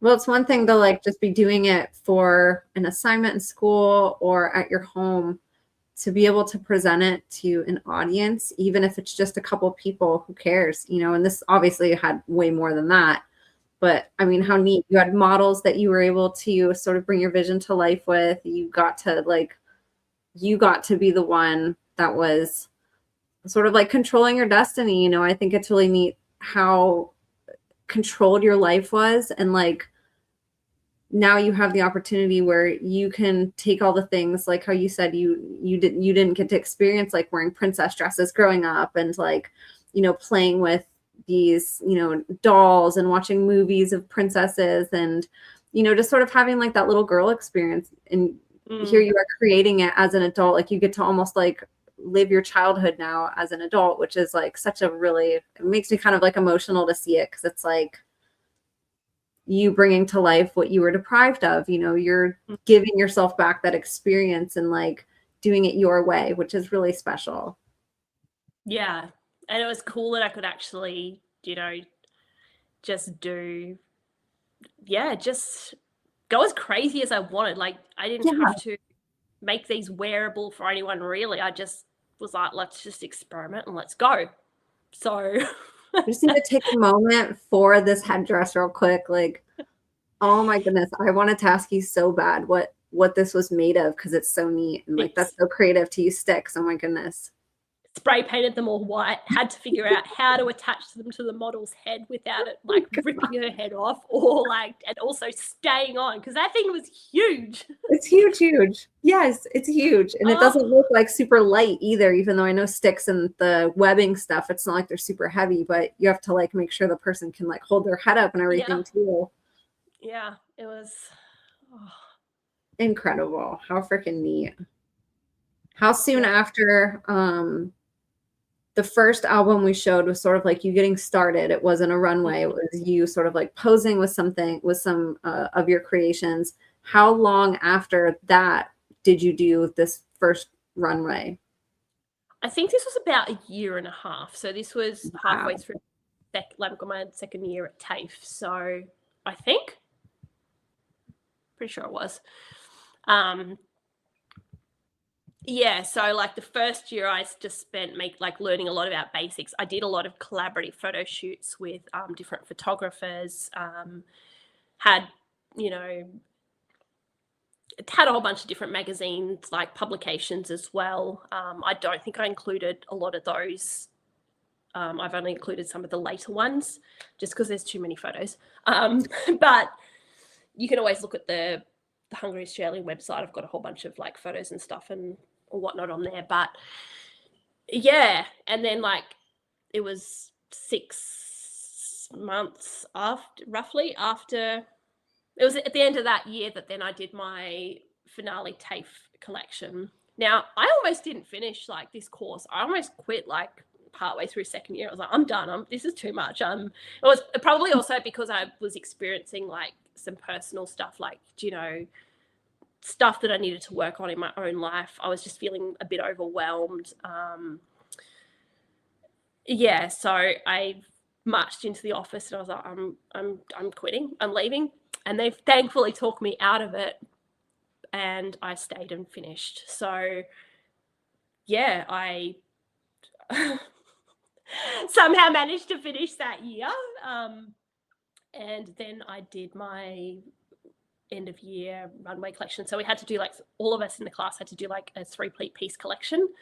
I decided not only was I going to do my 3-piece collection, I was also going to do 3 mini-me's. So like each of the adult collection pieces, I found a little, like a child, and also did a matching little piece as well. So I did 6 pieces.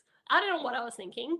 But anyway, Oh my yeah. And goodness. again, brought in my little stick head pieces. This was one of the looks. It's a bit hard to tell in this one, but yeah, I did like a cape, and then I also did like a little mini version, and then, you know, did these stick head pieces. You can't see in these photos, but they were covered in crystals as well. So when they walked down the runway in the lights, these head pieces were like twinkling. It was like so cool. But yeah, I just did them, like, just used black fabric, did a pantsuit, did a dress, did a top and pants, and yeah, I just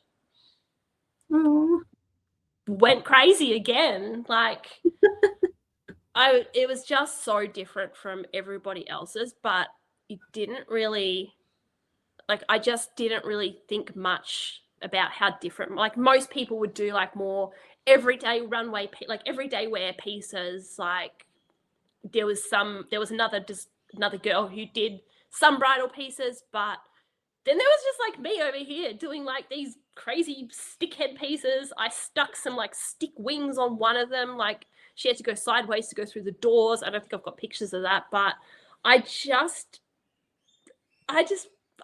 did my own thing. Like, That's what, and it was like, icons do, though, you know, like, instead of following the crowd, it's just amazing that you sort of thought up stuff from thin air. You weren't copying other people. Of course, you're learning from other people and learning tricks and, you know, seeing how to do things, but you literally like dreamt these things up. Like you used your imagination for this instead of relying on what's hip and cool at the time or wanting to fit in. And I love that. I think it's freaking amazing. Oh, here you can see the sparkles a little bit more, it looks like. a little bit, yeah. A little bit. Sparkles, unfortunately, don't pick up in photos very well. Like you kind of have to be in person to see them, and they just look so magical. But there were hundreds of them, like just everywhere. Like I just went to the beach and found these twigs that looked really cool, painted them all black, and again, same thing, just stuck them to their heads. I was like, to the hairdresser, I was like, here, figure out how to make this work. Well, and the cool thing is too, with these like smaller ones that you used or like more thin branches, is it literally almost looks like hair. Yeah. Which is fascinating. You know, it doesn't necessarily look, it almost just looks like a whole bunch of hairspray went and like different hair pieces were like stuck up in these really unique ways. It's cool how it fits in. Yeah, I enjoyed it. Ooh. I tried very hard to find the photo, but I also got like an award. Like I got an award that for like finishing like one of the awards as well. Wasn't expecting it, had no idea it was going to happen, and turns out doing your own little thing just, yeah. So I was really surprised that I got a, like, you know, like I got an award. Like I thought my whole life that I was not academic. I've been told by like my parents, you know, well, mostly my father, that some people just aren't academic, you know. So I myself was like, yeah, I'm just not an academic person. And I would say that is a little bit true. I don't really love the academic world in terms of like trying to read academic journals and all that stuff, but I can actually do it.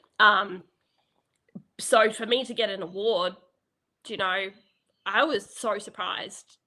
It was like really cool that, you know, I could actually do something and it was recognized. I was like, oh, that's really cool. It's just really cool. Yeah. It's like you had to find like what you cared about and you excelled at it. Yeah. And I think also academically, I'd never like really had a proper chance, you know, being homeschooled and stuff. It was very different to going to school. And, you know, obviously school I failed because it was so different. But yeah, I think, I don't know whether I talk about this, you know, finishing a counselling course, which is an academic course. Like, and I, you know, did all right with that. I don't know whether it's time to talk about that. Like, I can mention that now or later, but yeah. Whenever you want, you're welcome to mention it now, or else if you want to talk about it later, you're more than welcome to also. Well, I think I'll mention a little bit. So I did, you know, later on down the track, I decided that I wanted to study counselling, which, you know, is very different to fashion design, but I don't know, I didn't even really want to be a counsellor. I just wanted to learn more about that world, psychology, learn a bit more about myself, and hopefully also then be better able to relate to other people. That's why I did it. Wasn't ever going to finish my master's. Did the first year. I was like, okay, yeah, I'll finish now. Signed back up, did this next year. Like I did it part-time over 6 years, and every single year I was not going to do the next year. Right up until doing my last year of prac, I was like, yeah, I'm not doing my prac. There's no way that I'm going to sit with real people and actually sit down and do this. Like, heck no. Obviously I did, and I finished it. And, you know, I think that that really proved to me that I can be academic, like if I was to choose to do so. Like I failed that first assessment because I'd never done academic writing before. I put in an assessment and they were like, this is not academic writing. So I did actually get help then to, you know, and I read over other people's assignments to just start to get an idea of how academic writing looked. And then like I got help with, you know, doing those assessments. So I went from failing that first one to eventually doing like this, my last assessment, which just happened to be on like trauma and stuff. I got I think it was a HD, high distinction. So, and like I'd done all that myself. So I'd gone from failing to a high distinction, like at the very end of my master's. And I was like, wow. huh. Oh my goodness. I was just never given the opportunity to actually learn and to, you know, to succeed. Like most of these other people had done, you know, like at high schools, they'd done all these other degrees before. But I just got it on based on life experience. So, but life experience don't teach you academic writing. And yeah, again, at the end of that, I also got, you know, an award from one of the, what are they called? Like the counselling associations in Australia. So one of the two main ones, they sponsored an award, and I got that award. Again, I wasn't expecting it. Like, and I was like, what? Like, what do you mean? Like, it was just crazy. So, yeah, I mean, I guess I never believed that I was academic. I never believed that I could study and do that sort of stuff. So, yeah, back to that first fashion award, like it was just really cool. Like, and I think reflecting back over those years, I just never had the chance. Like, I was never given the opportunity. I never, fostered to be able to do well, I guess. And like, yes, everybody has different ways of learning, and I still don't love academic stuff, but I like the learning and I like the practical stuff, but I can do it if I have to. And I appreciate you bringing that up, because I think that's a limiting belief that many survivors take with them into adulthood, especially if they were in such a high control environment growing up, where not only weren't they given the opportunity to succeed, but part of the abuse is constantly telling the child they won't, because the parents don't want you to, ultimate, and not just parents, whoever is the abusers, but these people don't want you independent, free thinking, confident. Part of control is keeping sort of a low vibration emotionally in their victims, so you are easily controllable, And so I think too, hearing that from you is such a key part to kind of like switch that mentality around in somebody who's been so victimized, to be able to say that to themselves, like, am I really all these things that somebody suggested and told to me? Or was that their way of controlling me, not wanting to give me the opportunity to succeed? And I actually am not any of those things. I'm very capable. And if I can set my mind to something and try it, I can succeed if I want to. I'm not under anybody's control, or it's not anybody else's decision if I can or can't succeed at something. And I love that you challenged yourself to that, and like in every way excelled and proved everything wrong that you were told and sort of like held accountable for, with not being given an opportunity. And I just love that for you. It's amazing. And the other thing is, like, with a lot of, like, when you're going through trauma as a child, your brain often doesn't have the capacity to learn, like, because you're in like the fight or flight or freeze or any of those different things. Your Good brain, point. like the logical part of your brain is often offline. So when that's offline, you can't really, like, you can't take in that sort of stuff. You can't learn, you can't think, you can't process like you would if you were safe.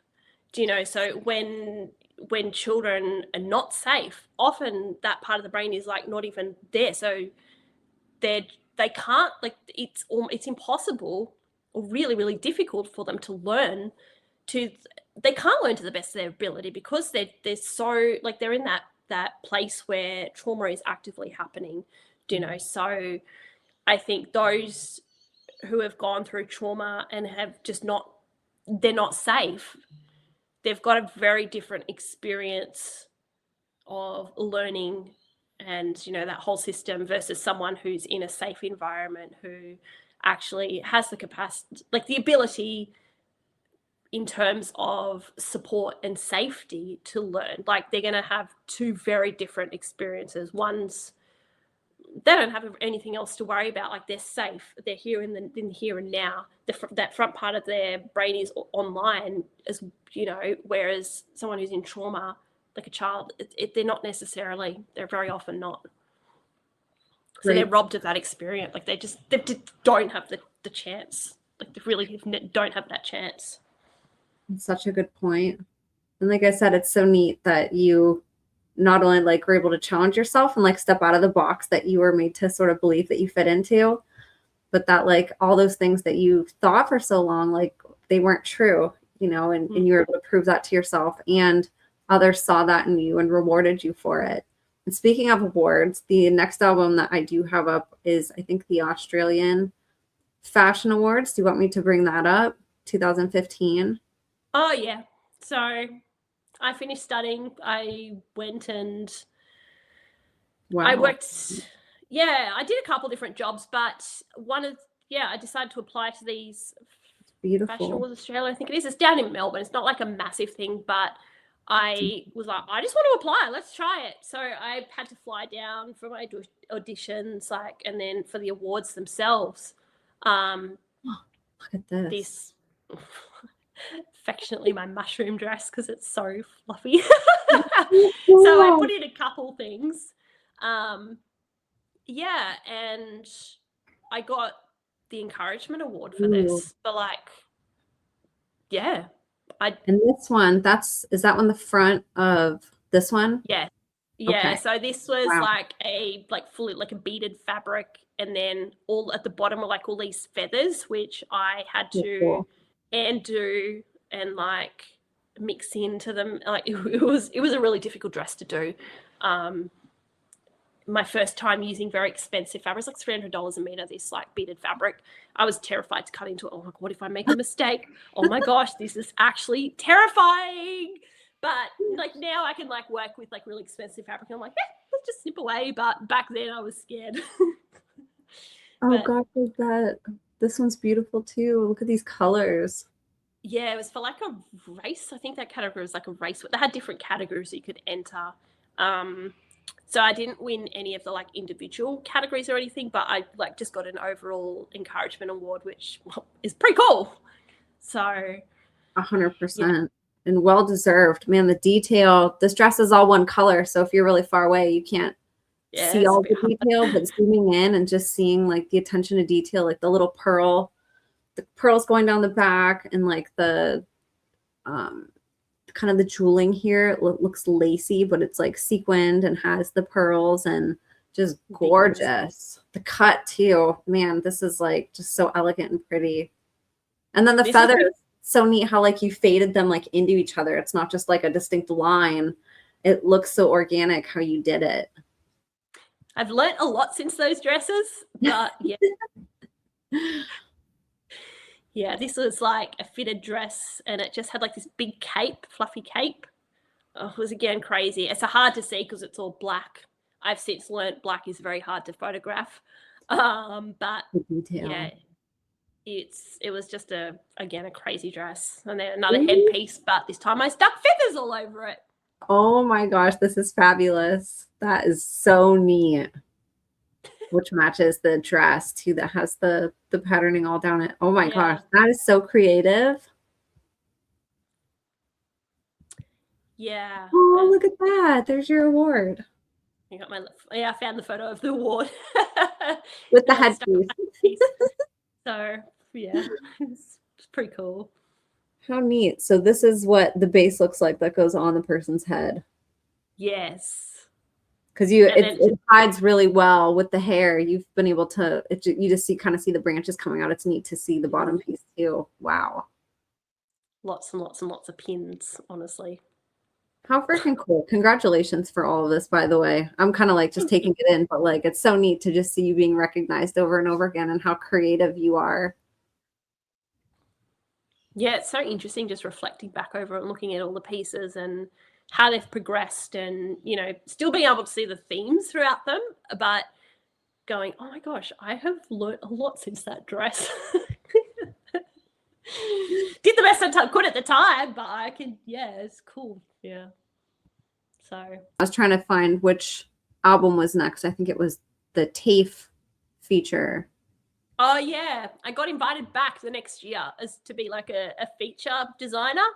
I don't think they'd done that before, but they were like, do you want to come back? And so I was like, sure, why not? So I brought a whole bunch of big dresses and showed. That was just me with what I wore. But look how beautiful your hair contrasting with the color of your dress. Man, you are stunning. Just a different shade of red. It's beautiful. It's so neat. And here's some of the fluffy dresses. Yeah, you'll see them better in other photos, but like backstage before they were like prepping to go on the runway. We need a moment for this one. Look at that train. Oh my gosh. To die for. It looks like a fabulous wedding dress train. That's amazing. So long. Oh, look so at much. That. So much. It's neat just to see like all the different styles that you're able to tap into. Even your style doesn't have like just a box where it's kind of like the same exact theme every time. These are they're so incredibly different and like imaginative and like magical. They have a whimsy to them, which is really, they're just fun to take in and look at. I just liked doing anything, like just doing things that were like still beautiful and still relatable enough, but they were also pushing the envelope, so they were like different to what everyone else was doing. Yes. What if there are hundreds of butterflies on the bottom? Why not? Okay. Oh my gosh, look at that. But it like works somehow. I feel like a princess if I was wearing that. Yeah, that's the thing. A lot of them are very like whimsical, princessy. Yes. Yeah, you can almost picture some of these, like somebody like running, and then you just see the dress like flowing behind them. Yeah. And speaking of that, you've done a couple of videos on your TikTok of kind of like you Like running that, and yeah. the dress is like trailing after you. Yeah. And I'm like, I just love this so much. Yeah. Makes me very happy. Is this the butterfly one? Look at that. Oh my goodness. Yeah, there is a color one coming up of her standing on the dress, but it was, yeah, again, it was like another, it's hard to see, but it's like all like beaded. Yeah, there you go. That were the dresses I showed. Oh my gosh. Does it? Oh, this one has butterflies too. The red Yeah. one. Had lots. There's an individual shot somewhere, but it has like all these red butterflies on the bottom, and it just looked really cool the way that they sort of faded into each other. I realized there that some of the tassels were too long, and if she stepped on it, she'd probably face plant on the runway. So I had to take her outside and snip off the bottom of them. Oh, look at you. How neat. This had to have been so fun for you to like actually see these and get them in front of people and onto models too. That has to be fun to like see them on somebody. It's probably one of my favorite bits is when I actually see it on someone. And like, it just brings it to life. Like, it's one thing to see it on a mannequin. Like, yes, I can be like, oh my gosh, yes, I love it. But then when like you see it on a human and you're like, they just bring this like sense of aliveness to it. And especially when they feel like really beautiful in it and confident in it. And they're like, you're like, oh my gosh, this is just like perfect.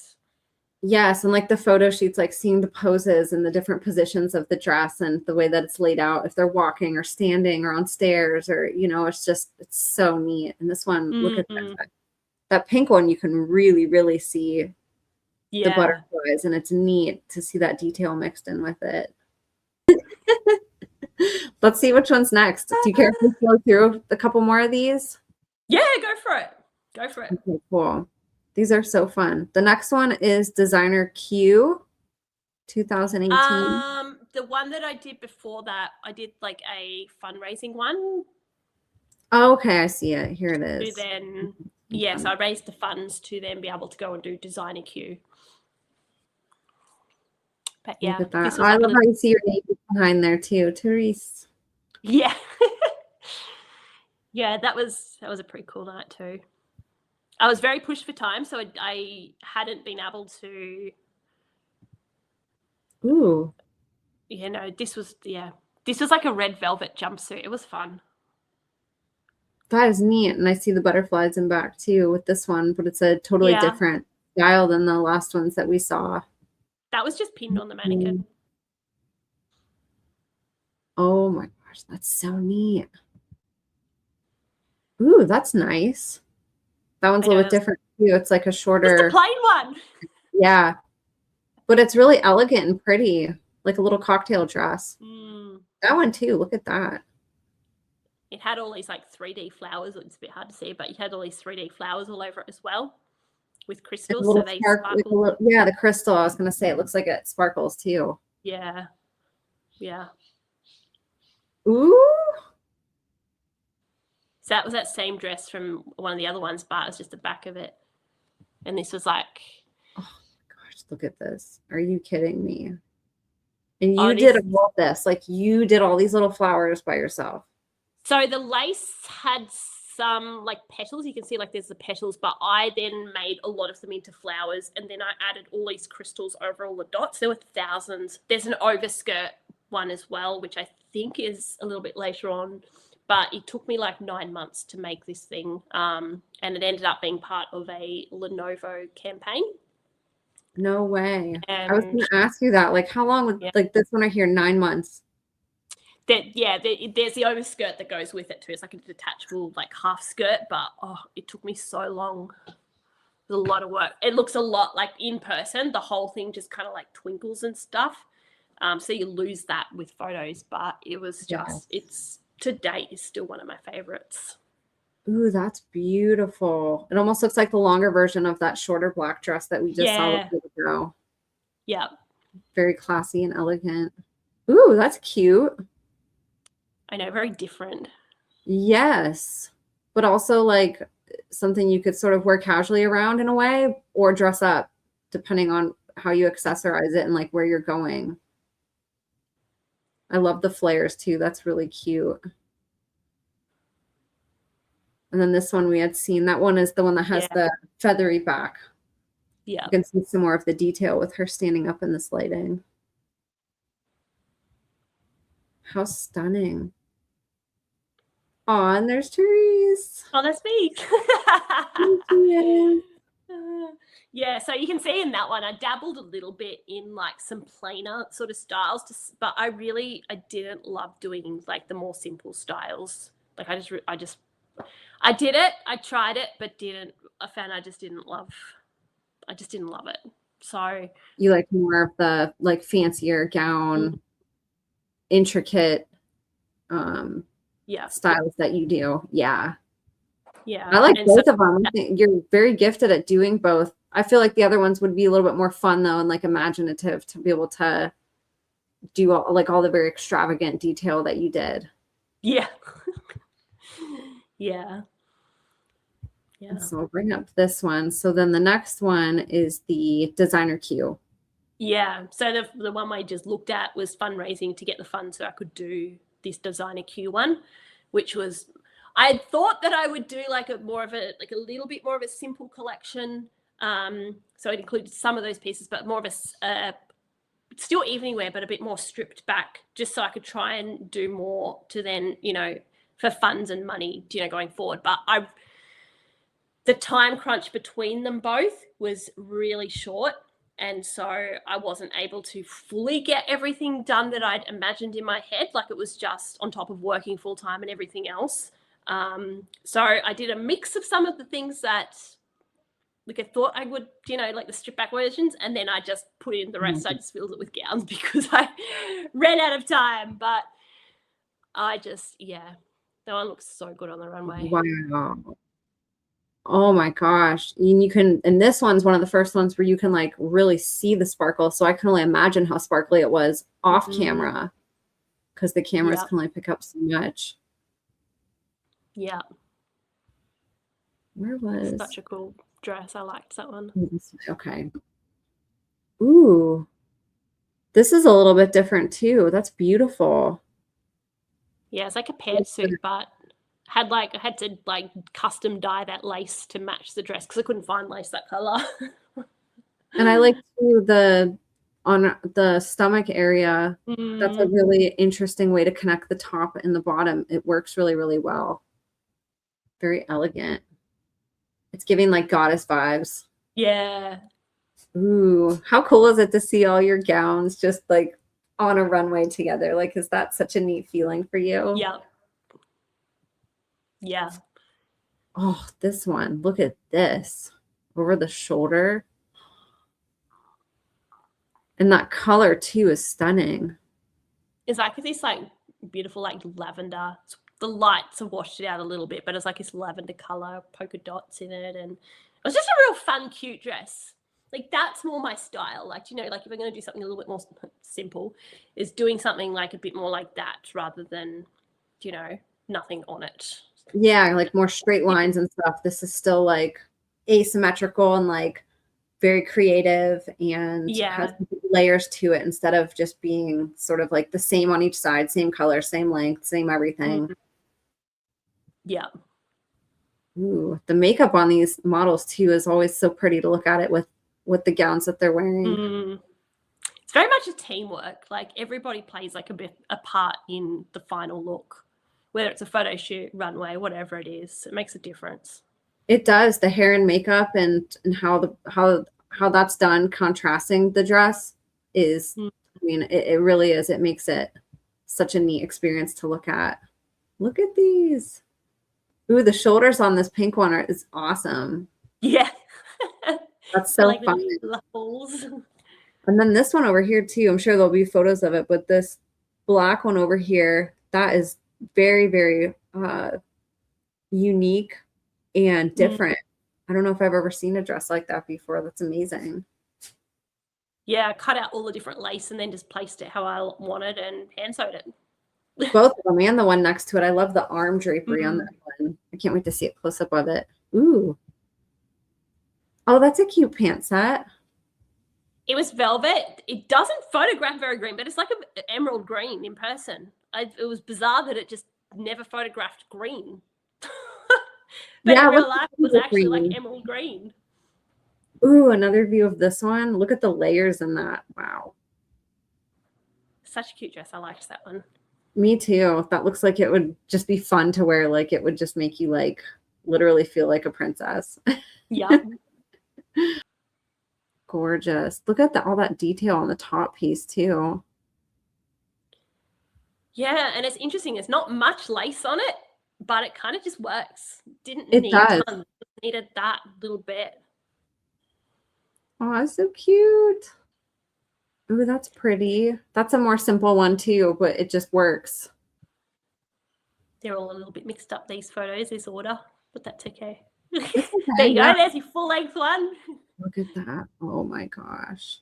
She looks like a Ooh. queen. Looks so good. Is this kind of like lace patterning of like flowers at the bottom? Yeah, so I put all this like lace underneath and then just put some tulle on top. So it kind of gave it just a little bit something different.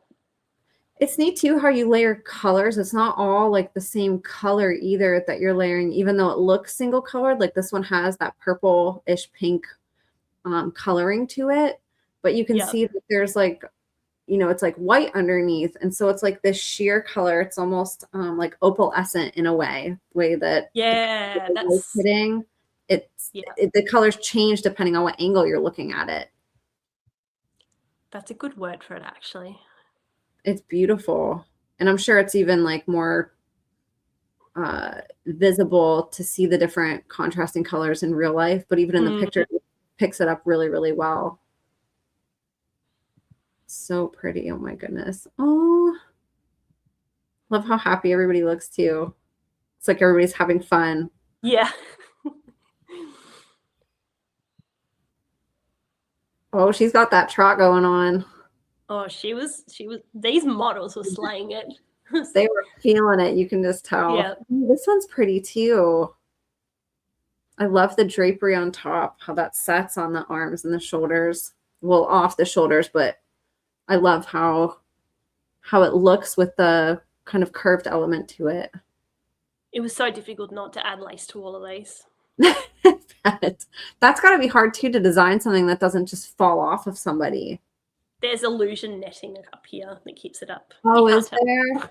Yeah, you can't tell, but there's illusion netting. Gotcha. I guess you can see a little tiny bit if you zoom in a lot. Yeah. Yeah, it's fitting her a little bit. Yeah, not perfectly there, but anyway. Yeah. Look at this. Right here, this one looks like a butterfly spread out like that. Yeah. She looks, yeah. Stunning. I love that shot. Oh my gosh, me too. And look at, is this all sparkles too on this? Yep. Whew. This reminds me of like a winter wonderland. Yeah. And look at all the detail on the way that the beading is. It looks like constellations a little bit. So cool. Just all worked. It looks so pretty. Oh my gosh, it's just stunning. It's absolutely stunning. All the detail that you put into these. And then the colors. I love the contrasting colors with the train in the back too. I don't know what possessed me to put burgundy and gray together, but they worked. They worked. 100% they worked. It's beautiful. This one's gorgeous too. Oh my goodness. She's like a queen. How long total, as you're doing all these dresses, like how long does it take to prep for one runway? Depends on the complexity. I really could have done with a bit more time. This process, like this was the last runway that I did have done to date, but unfortunately that process was really, really stressful. So like, yes, it was a really good, like it looked really good on the runway, but I think what people didn't realize is that behind the scenes, I pretty much burnt out having to, you know, because I did that on top of working 2 jobs. Plus then I had to move in between that as well and start a new job and find a new place to live. So just combined with everything, it was just too much for me. And I ended up burning out after that and not touching design for about a year. Before, like I just couldn't even was the first time it had ever happened. I just couldn't stand the thought of even looking at design. I was like, this is like a first for me. Like, what do you mean I can't stand even the thought of it? But yeah, I just had to take some time to just recover from that, basically mentally, and until I could get back, you know, start to do it again slowly. And like, obviously I do it now again, but I would not do it the way that I did it again. But I also didn't know, so I lived and learnt. But it was, yeah, it was just a lot of pressure, not just from that, but from everything else that was happening in my life. So yeah, that was, you can't always trust the Instagram highlight reels of what's going on. So yeah, it was also beautiful. shows like creativity and imagination. It's not just always there, you know, and you hear that with writers. Sometimes writers get writer's block. They have to step away from what they're doing and regroup and do whatever they need to do to get back into it. And getting back into something doesn't always look like exactly like how it did whenever you started. And that's how you evolve with creativity. You know, you try different things, see what works, see what doesn't. And then you kind of like, same thing with your style and the things that you prefer doing. And I think it's awesome. You listen to yourself and you didn't just push yourself to the point where you completely burn out and never wanted to touch it again, you know, because it was something that really was so, you know, and it still is, but you can see your passion for it whenever you got into it and how it just like swept you off your feet. And, you know, you got so involved, and it would have been a shame if it would have just totally burnt you out and you never touched it again. So I'm glad you stepped away whenever you felt like you needed to. It's a good lesson for all of us. Yeah. And so I'll bring up too, I think we have 2 more folders to go through if you have a little bit. This one was, I think, designs. Is this whenever you got back into it after the year hiatus? Some of them, I think. Yeah, this is just like a selection of some of the designs that, you know, I've done. So I just included kind of like a highlight reel type thing. Yeah, just like some of the details, some of the, you know, just random bits and pieces that. How much of this is done with a machine versus hand? I do as much as I can by machine. It's more so things like the lace and stuff. So on the sleeve, like I'd hand sew all of that. Stuff that's like really difficult to do on a machine, or you just can't do with a machine. So it just depends on the dress. If somebody wanted to, say, look into creating work through sewing, and whether it's gowns or other types of clothing, how would somebody get started with this? Because I feel like it's not a hobby a lot of people pick up, but it's like a really practical thing you can do right at your home. You can watch like videos, even if you're not doing gowns and runways, like you can easily get a sewing machine and keep it at home. And I feel like it's a cool and creative hobby and like outlet that I don't think a lot of people consider. How would you recommend somebody get started? Or do you have recommendations on like a sewing machine, or where would you learn or get started with this? Well, getting yourself a sewing machine. There's a few different reputable brands out there. Brother, Janome, Elna. There's a fair few, but you can get them for fairly reasonable. You can even get them online from Marketplace. Like, people just get rid of their old machine, like their machines that they may not have even used it much at all. Some people find it easier to learn like when they're in a class and stuff. So if you don't want to go and do like a course like I did, you can find like local sewing classes just to like learn the basics. And I think the difference is like there was not a ton online back when I started. But I think nowadays there's so much online, even on YouTube and stuff like that, for like if you're just wanting to learn like the basic stuff. There are different courses online that you can do nowadays. Like there's some that are like, I know the Dressmaking Academy. I've done a couple of their courses, not all of them yet, but they specialize in like evening wear and gowns and stuff like that. And I've found their stuff really helpful. But depending on what you want to do, there's courses now that you can do online. But I think just starting and keeping on trying, keeping experimenting, doesn't matter if you get like make mistakes and stuff if it doesn't work, but you learn from them. There's a lot of samples and a lot of dresses and outfits that I just never never actually saw the light of day because they weren't working. And so yeah, it's okay to do that. It's okay to change your design. You know, if it's not a commission dress, you can change it halfway through. You know, commissions are a little bit different because you're working with a specific idea, but a lot of these are just for fun. So you can change like as you're going. You're like, oh my gosh, this works even better. Let's do this. You know, so giving yourself permission to experiment and be okay to make mistakes, because honestly, sometimes the gowns and outfits that I did, I hadn't actually planned to do. Like, it's just like halfway through, I was like, oh my gosh, this looks really cool. Okay, let's go with it this way, you know? So being okay to get it wrong, being okay to, you know, be okay if it doesn't ever see the light of day, but just keep going, keep trying, keep learning, and keep playing. I think that's important. Allow yourself to keep playing and have fun. I love that. Yeah. And one of the really neat things that you did, even if it's not what you're aspiring to do now or the direction that you're going, you were actually picked up by magazines and featured in them. And in addition to that, you've worked with some really iconic people in the fashion industry. Do you want to talk a little bit about that? And I'll bring up your magazine photos and we can go through some of those. Yeah. So, I mean, I started collaborating with different photographers and other creatives from, you know, when I first started sewing, started learning sewing, sorry. So you just collab on an idea. Everyone would come together. They would put in their time and work for free. And then everybody would get images back for their portfolio and stuff. Now, some of the photographers would submit their work to different magazines. There's a lot of print on demand magazines around now. I mean, there's a lot of online ones you can do as well. I've had I started getting like different small publications from back then and just kind of have over the years. These are some of the more recent ones, but yeah, it's kind of like, it's just fun to do. Like, it's also good for, you know, it looks good on your website. It's also a way to just get together with other creatives and just get creative for the sake of it.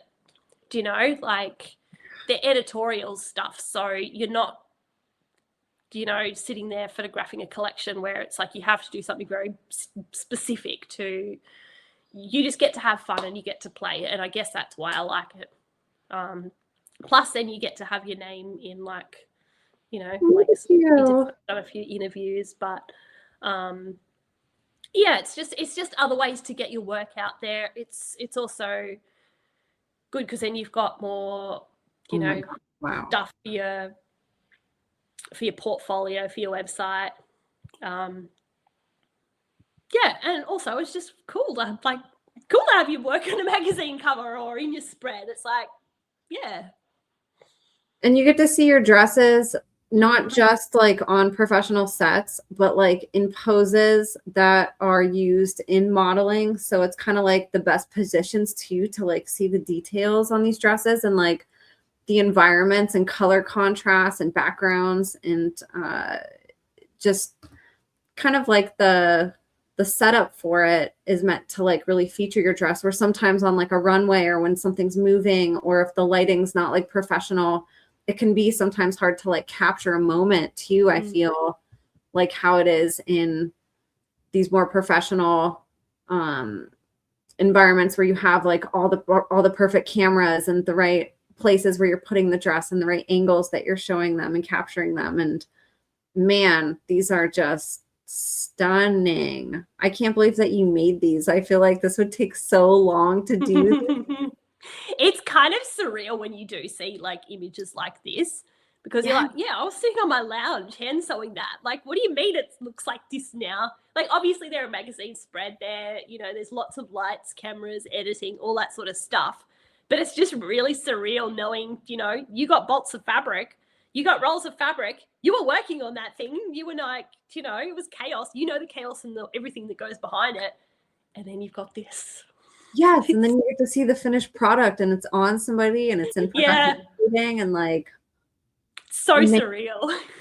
It's so neat. And they're just absolutely beautiful. It's really neat too to see, you know, the little girl in you get to live out the things that she didn't get to as a child Yeah. too, and to see, like, you know, what the dresses would have looked like that you would have loved to have worn, you know, evolved into the adult version that's now a reality. Like, these things were brought to life. They weren't just in your mind. Yeah. Yeah, it is cool. I'm gonna make sure that was, oop, I didn't mean to do that. Make sure that there wasn't any more albums. Oh, there's the Vogue one. You could probably show a couple of those if you wanted to, the Vogue Italia. Where is Otherwise, we could be going on for hours looking at there's just so many photos. Oop. These were some of the more earlier days, actually, I think. So how cool the lighting and everything, and to see like an elegant gown placed with like a hot rod car. Yes. This is a car photographer. Cool. Like, he just contacted me early on, and he's like, do you want to, like, I want to start doing some fashion stuff, would you be interested? Like, he does work for like all the like major car people, like Mercedes, Jaguar, like regularly, but he hadn't done so much fashion work. And so some of them he just combines like the cars and the the cars and the gowns, and then he would start to experiment with other things. I think most of this set of photos is from his work. I just liked his work. It was great. It was a lot of fun. Very elegant. They look like ethereal, almost like it almost looks like it's not real, but it is. It's like you'd put a drone up into the air and like, oh, it's just so cool. Like, I love that image. Dresses like in nature and stuff. Yeah, and that's the other thing. It's like you're not on a set where you're indoors. Like, a lot of these are in very unique places too, to like be modeling a gown. Yep. Ooh. Just got all this fog and put this model in the forest. Like, it was so fun. Oh my goodness. Just like, he actually got these butterflies. I think they were real butterflies, and just like, it was just fun. Yeah. Like, you'd only get like a few images back, but they would be like really different. Like, really, like, he would spend his time getting the lighting and everything just right. And those few photos that you would get back would just be like really cool. They're absolutely that was a paper dress I made. I made that out of paper. You did? Oh my goodness, look at this. And then the whole photo shoot, we spent, like, me and the makeup artist, and we spent throwing photos, like throwing these pages into the air. Oh wait, that certainly skipped a couple. That's like, it looks like a Marilyn Monroe type. Yeah. Yep. Gorgeous. Man, this photographer and these sets and this lighting are just amazing. Yeah, he just would just go and borrow a car from, I think that was Mercedes, that one. He just go borrow one to shoot with it. And I'm like, oh my gosh, of course you do. Totally. Like, as you do. But it was just, yeah, such a down-to-earth creative guy, but just really, I don't know. I've just always loved the work that we've done together. It's just beautiful. Ooh, this one's different too. So goes cool. all the way up to the head. Yeah. And that one's more full body. There's not, you know, the arms are covered. It's sort of like the dress is like the whole focus of everything. I think that one's the last one. Man, how neat. It's so neat to see all the different ways that you've been able to show your dresses and gowns, whether it is on a runway or on a mannequin or on a real model or in these elaborate photo shoots, you know, it's, or in a studio or out in nature. Like, how neat that has to be for you to just get to see your work in all these different ways versus just being in your mind, like you said, to get to see like how the final product's going to come out and like how it'll be represented. Yeah. Yeah. And you kind of have to make sure that like you find people to work with whose work is going to like complement your own, because there's a lot of bad photo shoots that just don't see the light of day. But like you start somewhere and then you kind of figure out what your style is and what works, and then you find people who have similar, you know, creative visions, and then you work with those people, you know. In a different, portrayed in a way that's like really elegant and neat, and with the poses and where they were at, and like how cool you were in Vogue. Like, what an These are iconic like, magazine. most of these ones are like on their like website, like a Vogue Italia website. So, but I didn't care. I was like, that's cool. I'm okay with that. I got the stamp. I mean, like, how freaking amazing. Were some of these like actually in the water too? Yeah. These ones are underwater, these few. That one is. What a freaking cool way to show your dress. Yeah, it's just to double up. Underwater. For some reason, it's picking up like a little bit fuzzy, and I apologize for that. That might be my computer. But man, Underwater as well. is this all for one?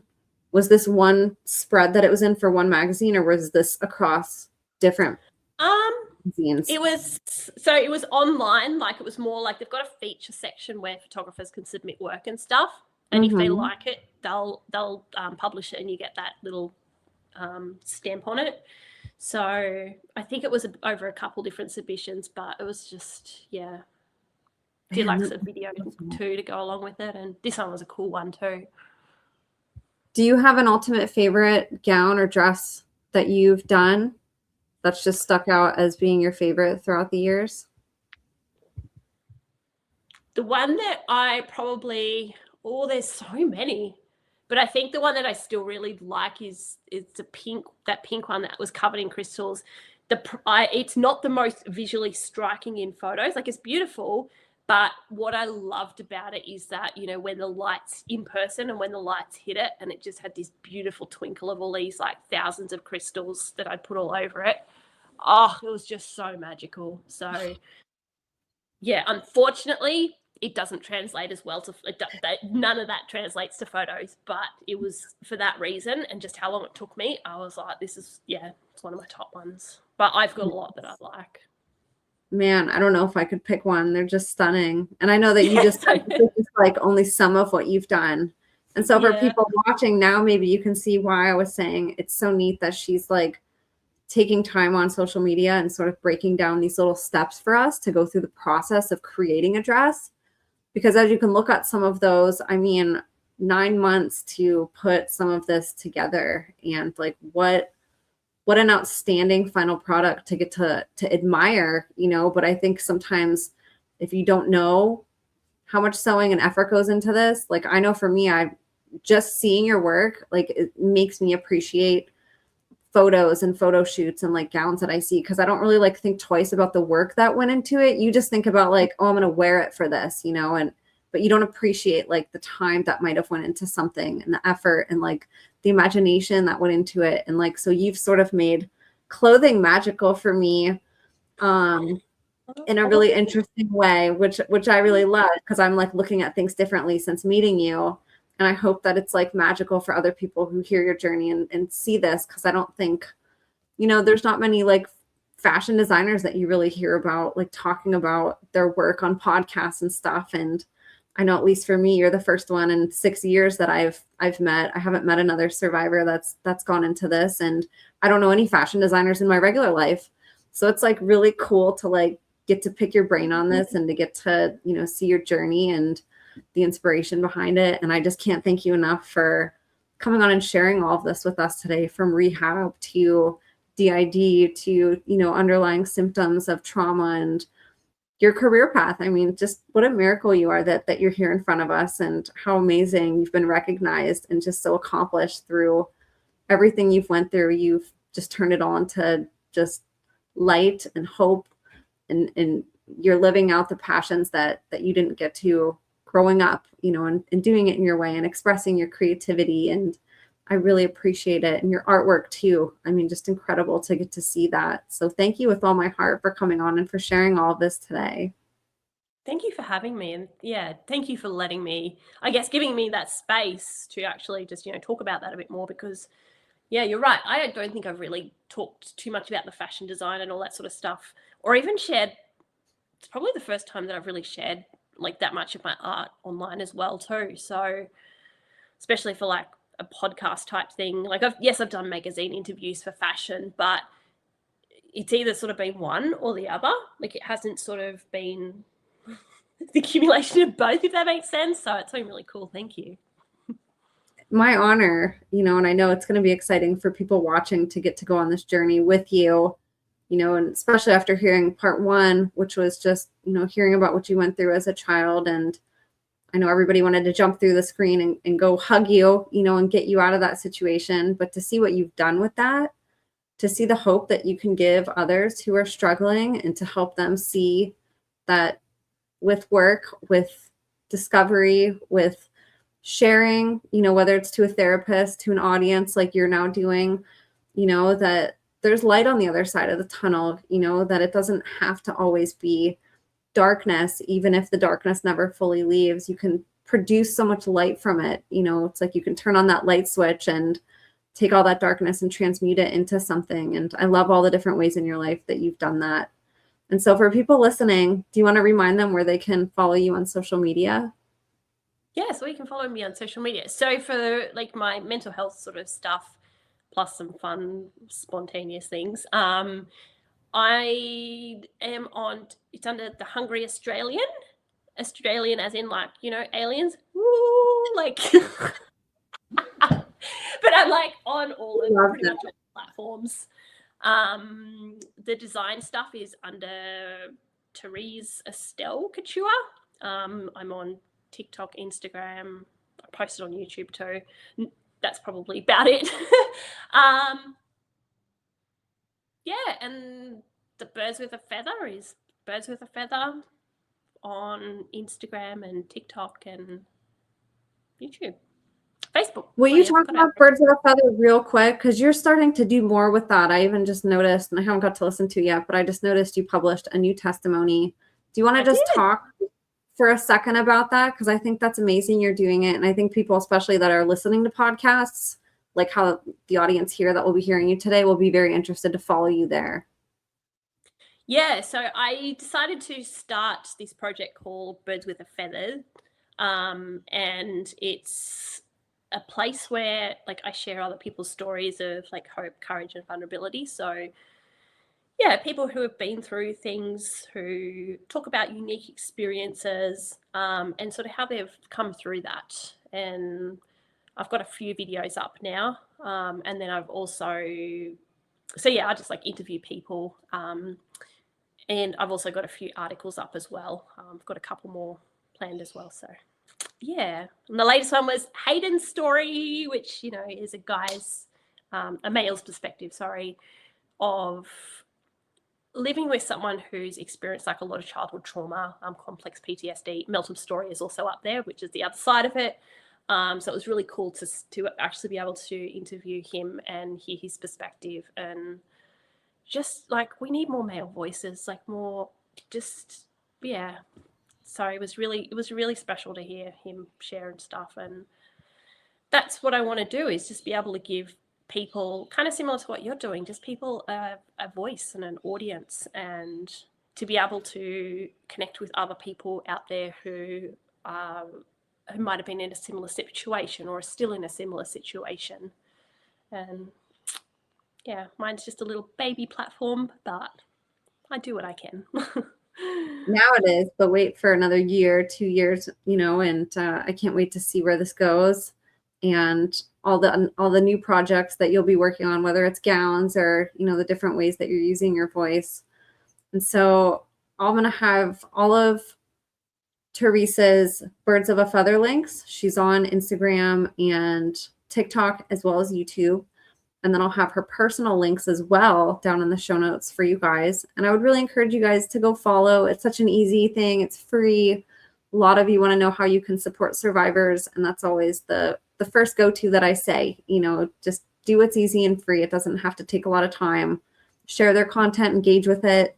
Sometimes this material gets pushed down in the algorithms just because of what we're talking about. So just you liking and sharing and like writing a comment can like move mountains for some of these survivors who, are a little bit suppressed or having trouble getting an audience to see because the algorithms kind of push it away. So I would really appreciate it if you guys went and supported Tarese on all of her different platforms.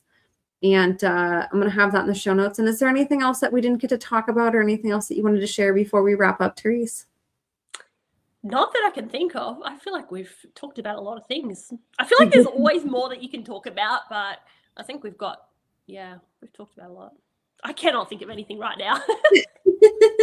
We did talk about a lot today. And so if you guys on the other end have questions or want to hear more deep dives from Tarese, leave them down in the comments and we'll bring her back on and answer some of your questions.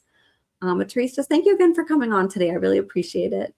Thank you. Thanks so much. And for everybody listening, thank you guys for listening as well. Go in the show notes to connect. And thank you guys for listening. Bless you all. And we will see you next time.